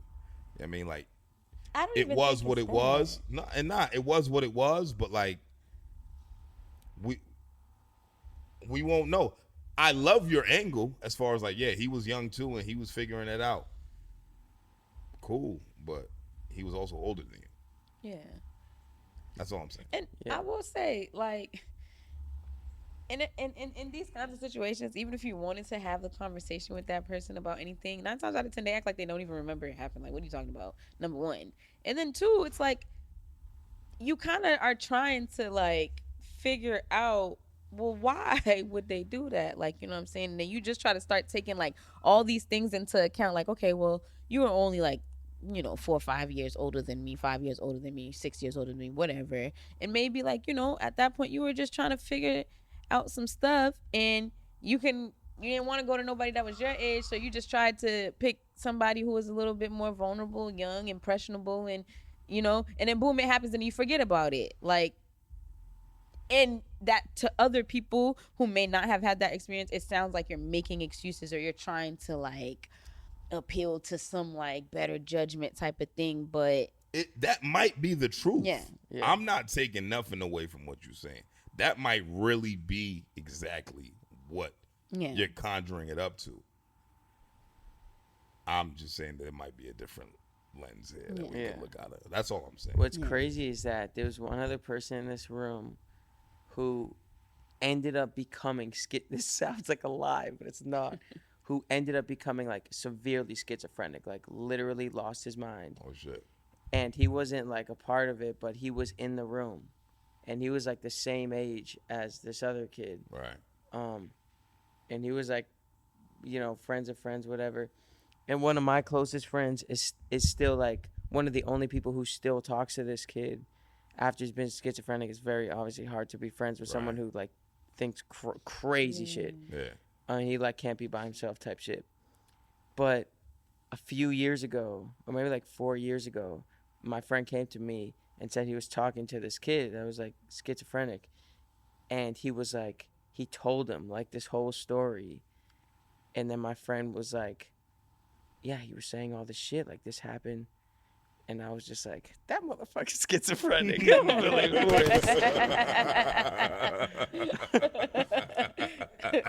So now if he watches this, he knows I blamed it on the schizophrenic. The schizophrenic. You're like, hey, you know what the fuck you talking about. What the fuck you talking about believing the schizophrenic? and he finishes telling you, and he's like, and you believe him? Yeah. Like, And come then- on, bro. And then I'm not supposed to be here. It comes out. That's some shit. Surprisingly, the album hasn't. I did expect more bullshit to happen from this album because Well, that's what I was about to ask you. Like, what has happened with, like, how was the project received? I mean, the project, the fans love it. You know, it's what's crazy is like I so didn't go into. I know maybe a lot of artists say this, but I'll compare it to my last album. I went into the last album thinking like this is gonna be the one that changes shit. Like this is gonna be like people are gonna start putting respect on me. Like people are gonna start, and it didn't happen. Right. This album is doing that, and I so went into this album with this is just for the people who already love me. Right. This is only for the fans. Like to like, you know, just give them so much truth as like a thank you to still rocking with me type shit. And it's fucking, it's just insane that it's doing what it's doing. And like, I'm seeing like the numbers I've never seen before happen with this one. And I just feel like I'm very grateful, but I feel like I'm grateful because it's an important message. Like, I'm not just grateful for the success. I'm grateful for what it's teaching me. Because, like, I look back in certain moments, like, if this one song blew me up, it kind of, like, as an artist, like, can make you be like, oh, just keep doing that then. Right. And there are songs I released that, like, aren't my heart as much. They're fun, whatever. I like them. I like the song. But they're not my heart. Yeah. Like, and if and I wonder what would have happened if I blew up, or if like one of those songs like changed everything for me. The correct thing to do career wise would be like just keep trying to make that song. But for this album to do what it does, it just like tells me stay with the truth, bro. Like stay with your stories and being honest, and so it's important for me, like, as a person, because I was young when shit started happening for me. Like, I was 17 when I started touring. I was, like, you know, 19 when I started, like, selling out my own shows. Like, my life has been very, like, it's been weird. And there's been a lot of ways that I could turn into a piece of shit. You know, like, I didn't have, like, I didn't have much of a... what does like a proper success look like? I didn't have like a mail to be like, this is what a gentleman is. I didn't have like, and I got used to, I'm not like proud to say this, but I got used to like things just coming to me ever since I was 17, 18, 19, like shit just revolved around me, you know, and, you know, you read stories about like people who had like young success and they just like go fucking crazy or whatever. Cocaine, and all yeah, types just of shit. crazy shit. And I just think like I'm just happy. Obviously, I'm happy like as an artist and like as a business, like that the truth, you know, is doing what it's doing. But like as a person, I feel like it's a big reminder, like. This is what you're supposed to be doing. Word. Word. I love that for you, bro. You are supposed to be here. I love that, man. I love that. And I love your story, bro. I love that you're transparent about it. I think more people should be that forthcoming about their stories, because that's really what's going to create real fans. Like, people, like, you know, you want to feel like your favorite artist you kind of know. You know what I mean? And I feel like that's what you're doing right now. And that's why you have such a strong core fan base, because they feel like they know you, because you say real names out here. Like, this shit is crazy. You know what I mean? Like, people don't do that. People will write the same story, but with a whole different identity just to protect said people or whatever the case may be, blah, blah, blah. I think that ultra raw, like just you giving your whole truth is super fire, and that's something that you shouldn't lose sight of, bro. Like, for real, because that's what got me engaged, for real. Like, and it's not to say that you didn't do it before, but like this one right here, bro, like, I don't know what it was. I can't tell you. I can't pinpoint the moment that made me feel like, yo, this kid is going somewhere for real. But as soon as I heard it, I was like, yeah, I'm with Toke 100%, bro. Like, I might have teeter-totted before, but fuck that. I'm a fan now, like a real fan, super fan. So keep going, bro. Like, for real. Keep doing your fucking thing. I appreciate it, bro. Absolutely. I'm not gonna hold you. I really liked Pink is Better. Hey, I like Pink is Better too. I'm very proud of Pink is Better. Pink is Better was cool. I like, you know what? But that's a me thing. Yeah, like, yeah, look, yeah. You know what I mean? Like, so that's the thing. Like, you could. I was like, all right, well, I thought Volume 1 by Jay-Z was whack. Motherfuckers would look at me like I'm crazy when I say that. Yeah. I ain't like Volume 1. I ain't like Volume 3 neither. Okay. Which one had Hard Knock Life 2? Volume 2. Yeah. Volume 2 was fire. I didn't like Volume 1 or Volume 2. It wasn't until the Blueprint that he pulled me back in. Obviously, Rock La Familia. You mean Volume 1 and 3? I didn't like Volume 1 or 3. Yeah. But I liked Volume 2. I loved Volume 2, like from start to finish. Rock La Familia and then Blueprint happened. And that's when it was like, okay, the ecosystem starting to happen. Yeah. You know, Dame Dash started implementing all these other dudes, whatever. And then Blueprint, oh my God, like it was incredible. Yeah. But people will hail Volume 1, Volume 3 as some of his best albums. Cool. I'm not saying that I'm right. I'm just saying I know what I like. You know what I mean? And that's it. And that's like, again, like, it's nobody's listening to music with the same ears. So it is what it is when it comes to that. But I want to ask you though, like, who is Cam? Cam Patterson? Oh, okay, because I don't. Wait, Cam, who's doing the skits? Yeah. Yeah. Cam Patterson is like my favorite comedian. Okay. He's I don't know if you guys know Kill Tony, but it's like a big comedy podcast, and Cam Patterson like got discovered from there, but I just think he's fucking hilarious, and he's like crushing it, and I just he's just talking throughout the whole thing. Yeah, that was good. So you got him on there to do this, or he was actually saying these things to you? No, I got him. Okay. I tell him like, this is what people say to me. Say it in your voice. I like it. I like it. It was like, she giving you that the haircut. He was talking about the haircut. I thought it was very appropriate. Yeah, you know, because loved it too. I thought it was a good lens of how black people look. Yeah. You know what I mean? I was like, yo, goddamn, like this motherfucker spitting right Yeah, there. for real though. You know, and that was appropriate. I like that. Yeah. Shout out to Cam. Shout out to Cam, for real. Well, dang, I don't got nothing left. I wanna get your opinion on something before we wrap up, because we almost done, right? Well, we are done essentially, but I'm not gonna go through all three of these topics. Because we had 3 topics, but we was having such a good conversation. The Jews in the industry. Well, that was one of them I wanted to get to. What do you think about the Jews? So you're Jewish, right? Yeah. So did you grow up Jewish, like going to synagogue and shit like that? I mean, that's why like I struggle with like, yes, I am Jewish, but we did very little Jewish things. Right. My parents like tried, like their parents were more Jewish. I had a bar mitzvah, and then after that, I never really like went to temple. And then my dad was more spiritual.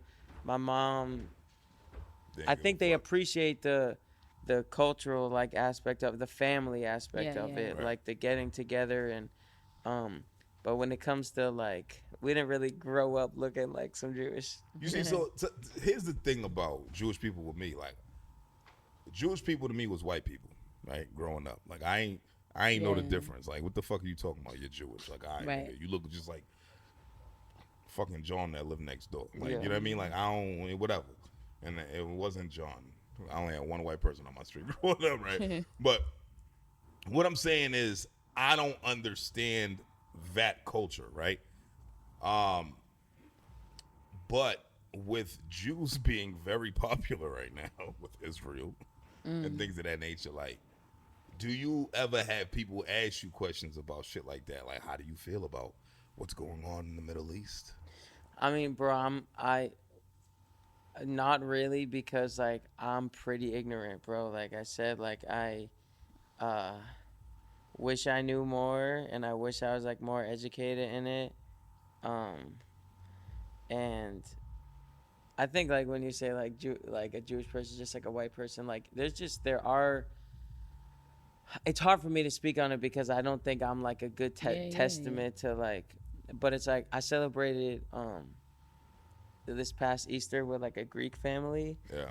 And I had they so were much. Christians. Yeah. And they were and like the Greeks are fucking lit. Yeah. And there's a cultural thing to them, you know, and you can and they're like, I don't know. It reminded me a bit of like some like Jewish families I know where it's like there's just I don't know, there's like a cultural thing. It's kind of hard to like put your finger on some of it, but when it comes to like shit that's happening in the world, I honestly like wish I was more educated on it. Right. And I kind of see the same shit that everyone else sees, and it seems really fucked up, and it obviously is really fucked up, but I'm just not that guy. I wish I could, you know. So you ain't never said no shit like Free Palestine? I haven't said no. I haven't said. Do you think that's valid?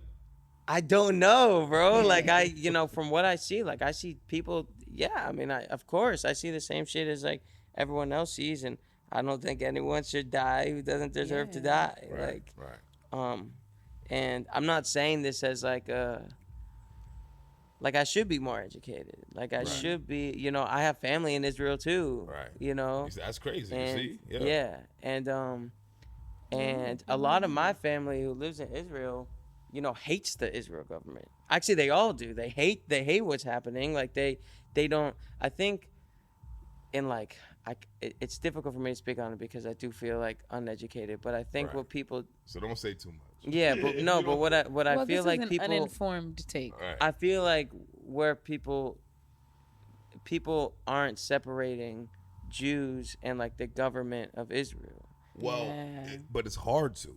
You know why? Because Israel has made Jews and the government of Israel synonymous. They did that. That wasn't a worldwide thing. They made it that because they dead at Israel. Just in case you're not informed, they low key declared war on every Muslim fucking state. Yeah, they had beef with Iran forever, but never really did nothing about it. Benjamin Netanyahu, whatever his fucking name is, been saying that Iran had weapons of mass destruction since the 90s. Literally the same story year over year over year. Nobody's ever proved it. They might could have had some inclination of it this year. It's 2025. Yeah. The first time he said it was like, I think 94 or 95. So when he did that, you know what I mean? Like that, it wasn't, because I think what we have to understand is that Judaism is a religion, right? First, before anything, before race, before a creed, it's religion. It's a set of beliefs. They made it synonymous, the government of Israel, where it's like, we look like this, we move like this, we act like this, we sound like this. So therefore, when you look at Americans who are Jewish, most of them are white. I know some black Jews. Like, that's like less than 1% of them. It's very rare. But then when you look at the history of Judaism and blah, blah, blah, you go back to biblical times, they was all black and brown, right? I'm not going to give you the whole history on it because I don't fucking know it. But all I know is that Israel wasn't a state until 1952. And the fact that they're the ones who are leading this charge, and where did they get their land from, which was the state of Palestine, which was the country of Palestine.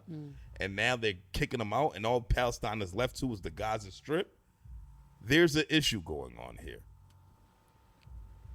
If you're not aware, just get familiar to the history. Yeah, bro. no, I definitely like, do you know what I want to. mean? I'm not holding against you because you barely Jewish. You Jewish light, nigga. You know what I'm saying? Like, I did have a bar mitzvah. I am Jewish. Yeah, I mean, yeah, you had a bar mitzvah, but like, did you plan this shit? No, I mean, exactly. That's what I'm Wait a saying. Like, kid. you didn't do it, right? You know what I mean? That was your culture, and that's fine. Like, you know what I mean? Like, I'm not holding it against you, bro. Like, it is what it is. Like, who the fuck? You know what I mean? Like, your parents did that. You know what I mean? And they did that because of what they were accustomed to, right? That's your culture, and that's fine. Your culture is your culture, but it doesn't erase history of the world. Is all I'm saying. So fuck that. But what I was gonna ask you about? You been watching Love Island? I heard of Huda. You heard of Huda, so you don't even know what's going on. I mean, I was told by my friend Nat, and she says that she doesn't fuck with Huda, and she doesn't fuck with anyone who fucks with Huda. And that's crazy. But So I'm like, I was trying to get her to like. It's too many episodes. I would love to be up to date, but it's too much. Well, shout out to Brian. Brian's from Everett. He's from out here. He's on Love Island. For real? Yeah. Oh, Shout I out to did Brian. not know. Yeah. Boy. Shout out to Brian. Oh my gosh. I want to talk to Brian. But there was this girl named Sierra. Okay. Who was on the show. And she had a few posts from the past. So I guess Love Island fans, they dig into these people who are on the shows. Everybody does. And they go into people's old social media I'm posts. talking about they'll from- find 15 I'm years talking ago. they like 10 years ago. Like literally 10 years ago, somebody posted, Sierra specifically posted something about my eyes look super chinky in this pic, right? Sierra's a woman from Hispanic descent, right? Hispanic? She's Puerto Rican, right? People's Puerto Rican, all of that. Shout out Puerto Rico, Boricua. You know what I mean? They found her old tweets or Instagrams or whatever with her saying that my eyes look super chinky in this picture or whatever. And then she got kicked off the show. Yeah. The reason why I'm bringing this up is because of how we grew up. Yeah. And I'm not taking anything away from anybody who feels away, and you motherfuckers can feel how you want to feel. When you were growing up, did you think that somebody said your eyes look super chinky was offensive? No, I actually have never heard that before. But is that a black thing? No, I I don't know. I don't know. I feel like how old was she was like it seems like some kid shit to do. Yeah. Like, So if old girl, if Sierra's like what, 22, 23, 24, 25, 25 the max, that means if it was 10 years ago, she was 15. Or how old is Sierra? I don't know. 20 something. She's in her 20s. She's younger than you. Yeah. All right, she's in her early 20s. It was a long time ago. Yeah. Well, the real question is, how did her eyes look? Okay. You said, thank you. All right, so look. Now, the whole Stop Asian Hate movement killed her. It was people who was on that type of time. Stop Asian Hate. Now, I think that's a Gen Z thing. Because back in my day, I'm 35, right? When I was 15, I'd be like, yo, you high as shit. Your eyes looking mad chinky. It wasn't like a derogatory thing. There was no thought of an Asian when you use that word. That's Right. what he's trying to allude to. Like, that's what I'm saying. so Like, they're saying that because she used that word, she was using it as people in the Asian community consider that word a derogatory term. And she was talking about herself. And she's talking about herself. She's just talking about the way that her eyes look. And I don't believe that she had any malicious intent behind that. Why would she talk shit about herself? I literally just learned that was a slur to them. Oh, I knew. A few days I ago. knew it was a slur, but to me, it's like that shit is like, right. But wait. But let's talk about I have never once in my life looked at an Asian person and said, "Oh, look at that chink." You know what I mean? Like I've never even the word chink. Actually, I didn't even know that chinky derived from another word. Right. Like, and that's where I'm getting at. Yeah. Like, unless you running around here calling Asians chinks. Right. Like what? Like that's not what we doing. Unless you really trying to be disrespectful. Like you get into an argument with a Chinese person and you want to get crazy and say some wild left shit like that. But like that wasn't the situation, and I feel like it's not fair for this new set of society to judge people off of things that were regularly said. Did you know that on Netflix or some streaming platform or whatever it is, that there's a disclaimer at the beginning of Rush Hour now? No, I didn't know that. Oh, no, I didn't know There's a disclaimer saying that these jokes were written at a different time and they may be offensive. Today, though? Yeah. So they're offensive today, but they weren't offensive then? Thank you. Yeah. That's my point. That's what I'm my point. Confused about, because all these years I've never heard an Asian person say anything like this. And then the term Asian hate also is something that's new. And I'm not taking anything away because I'm not part of that demographic or community. So I don't know what offends them or anything like that. But I'm just so taken aback and confused right now. I'm gonna tell you like this, right? Like, I'm from the era where you call everybody from what you experienced the first of. Right.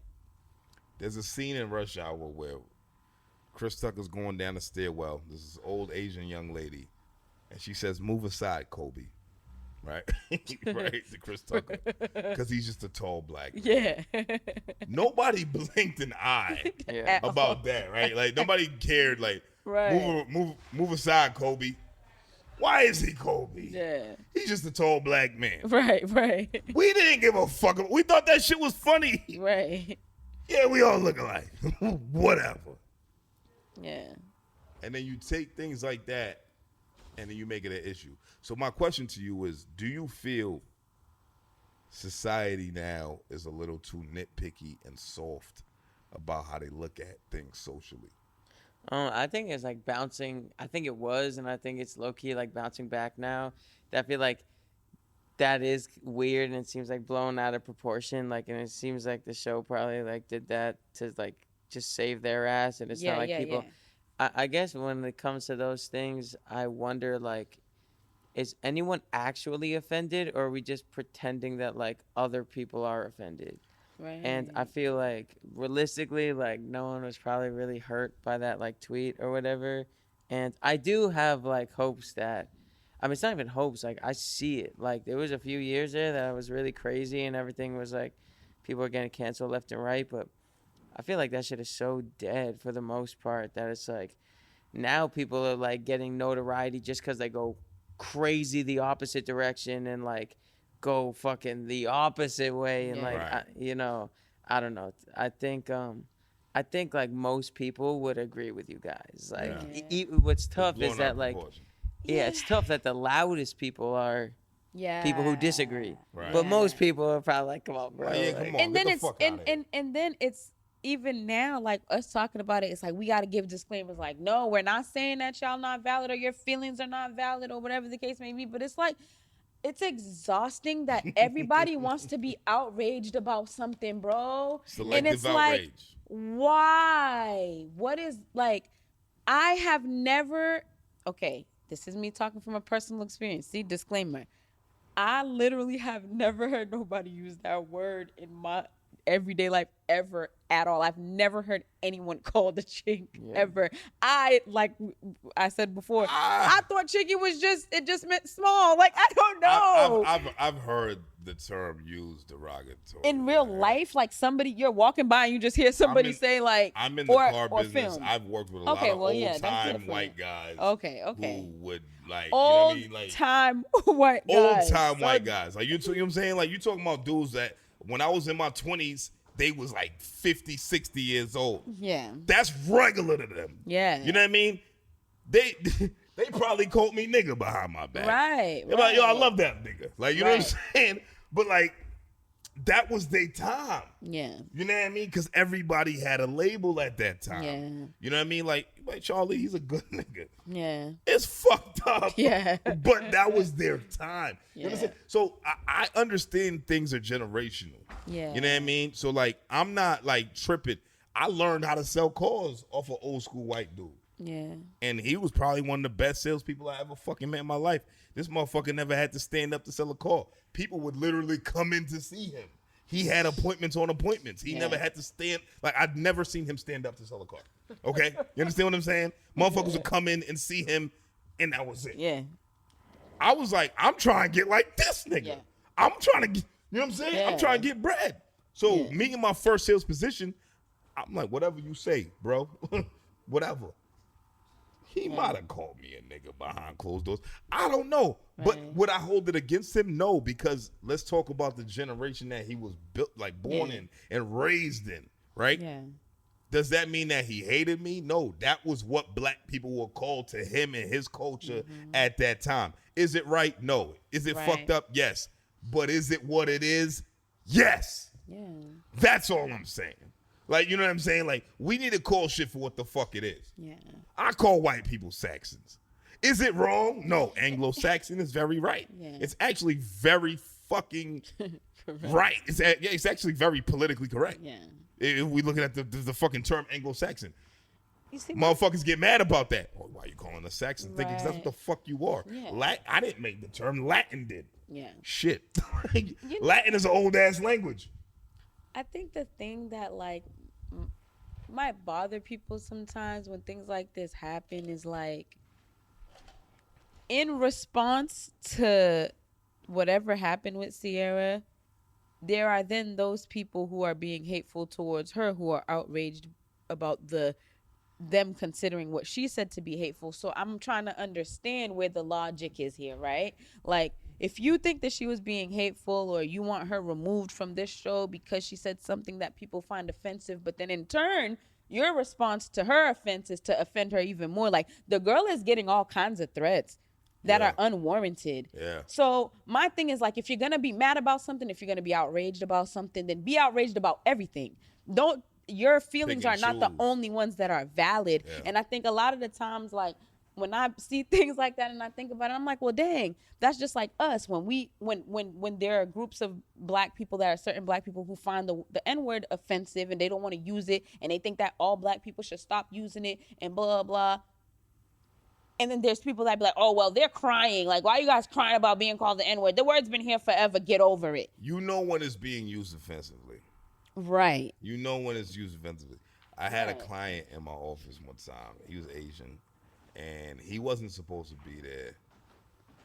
And I stood up and I told him to get out of my office. And I said, you a funny motherfucker. And he said, yeah, right, nigger. That was meant to be offensive. Right. Me calling you a funny motherfucker was not meant to be offensive. That's how I talk. Like, that's in any setting, I'm going to say some shit like that. You a funny motherfucker. You know that? To anybody. Yeah. And he said, oh, yeah, nigger. And I was like, all right, bro, get the fuck out of my office. Like, at that point, it was like, the conversation's over. Yeah. You know, like, you try and be disrespectful. And I told the motherfucker, I said, look, I'm not going to put hands on you because I know where we at, and I'm still black, and I know what the fuck you want. You want me to get arrested. But guess what? You're just not buying a car today. Get the fuck out. Right? Yeah. And that was it. That was the end of the conversation. Yeah. We know when it's used to be a device of destruction. Yeah. Right? That was a device of destruction. You're not going to get the best of me with that shit. Because I could have knocked him the fuck out. And I called his wife ugly. That was just like, you know, I was like, get you and your ugly ass wife the fuck out of here. Well done. That was good. That was my moment of glory right there, right? And her breath stunk. but you know what I mean? It was like should have kissed her. I should have, just to spite the motherfucker, right? But it's like when it's meant to piss somebody off. If I'm saying, yo, I'm high as shit, my eyes look chinky as fuck, bro, come on, man. Yeah. That wasn't made to like offend nobody, bro. Yeah. I get it. Like nobody ever says, yo, I just got a tan, I look mad niggardly. Nobody's ever said that, bro. And we hope they never do. Nobody's ever said that. Because that's just not a thing. Yeah. It's just not a thing. Yeah. But chinky became a thing when you got high and your eyes looked mad crazy. Yeah. And whatever. You heard it in the records. Snoop Dogg said it. Fucking Be Real said it. All these niggas who been smoking weed and rap been saying it. Why are they not getting ridiculed for it? But you got this random girl from a random city who said some random shit a very long time ago, and now she's getting kicked off for opportunity because what? Come on, man. That's whack. I have to pee so bad.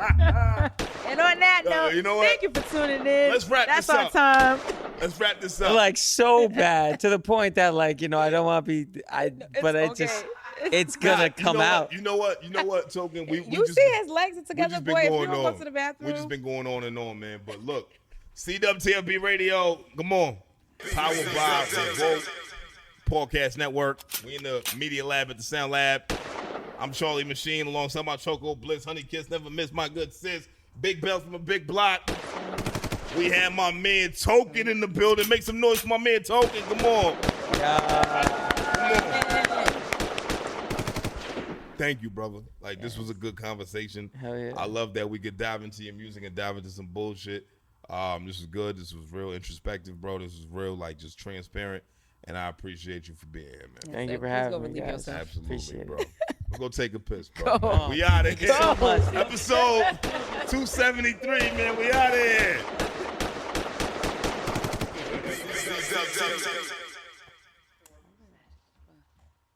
That was perfect.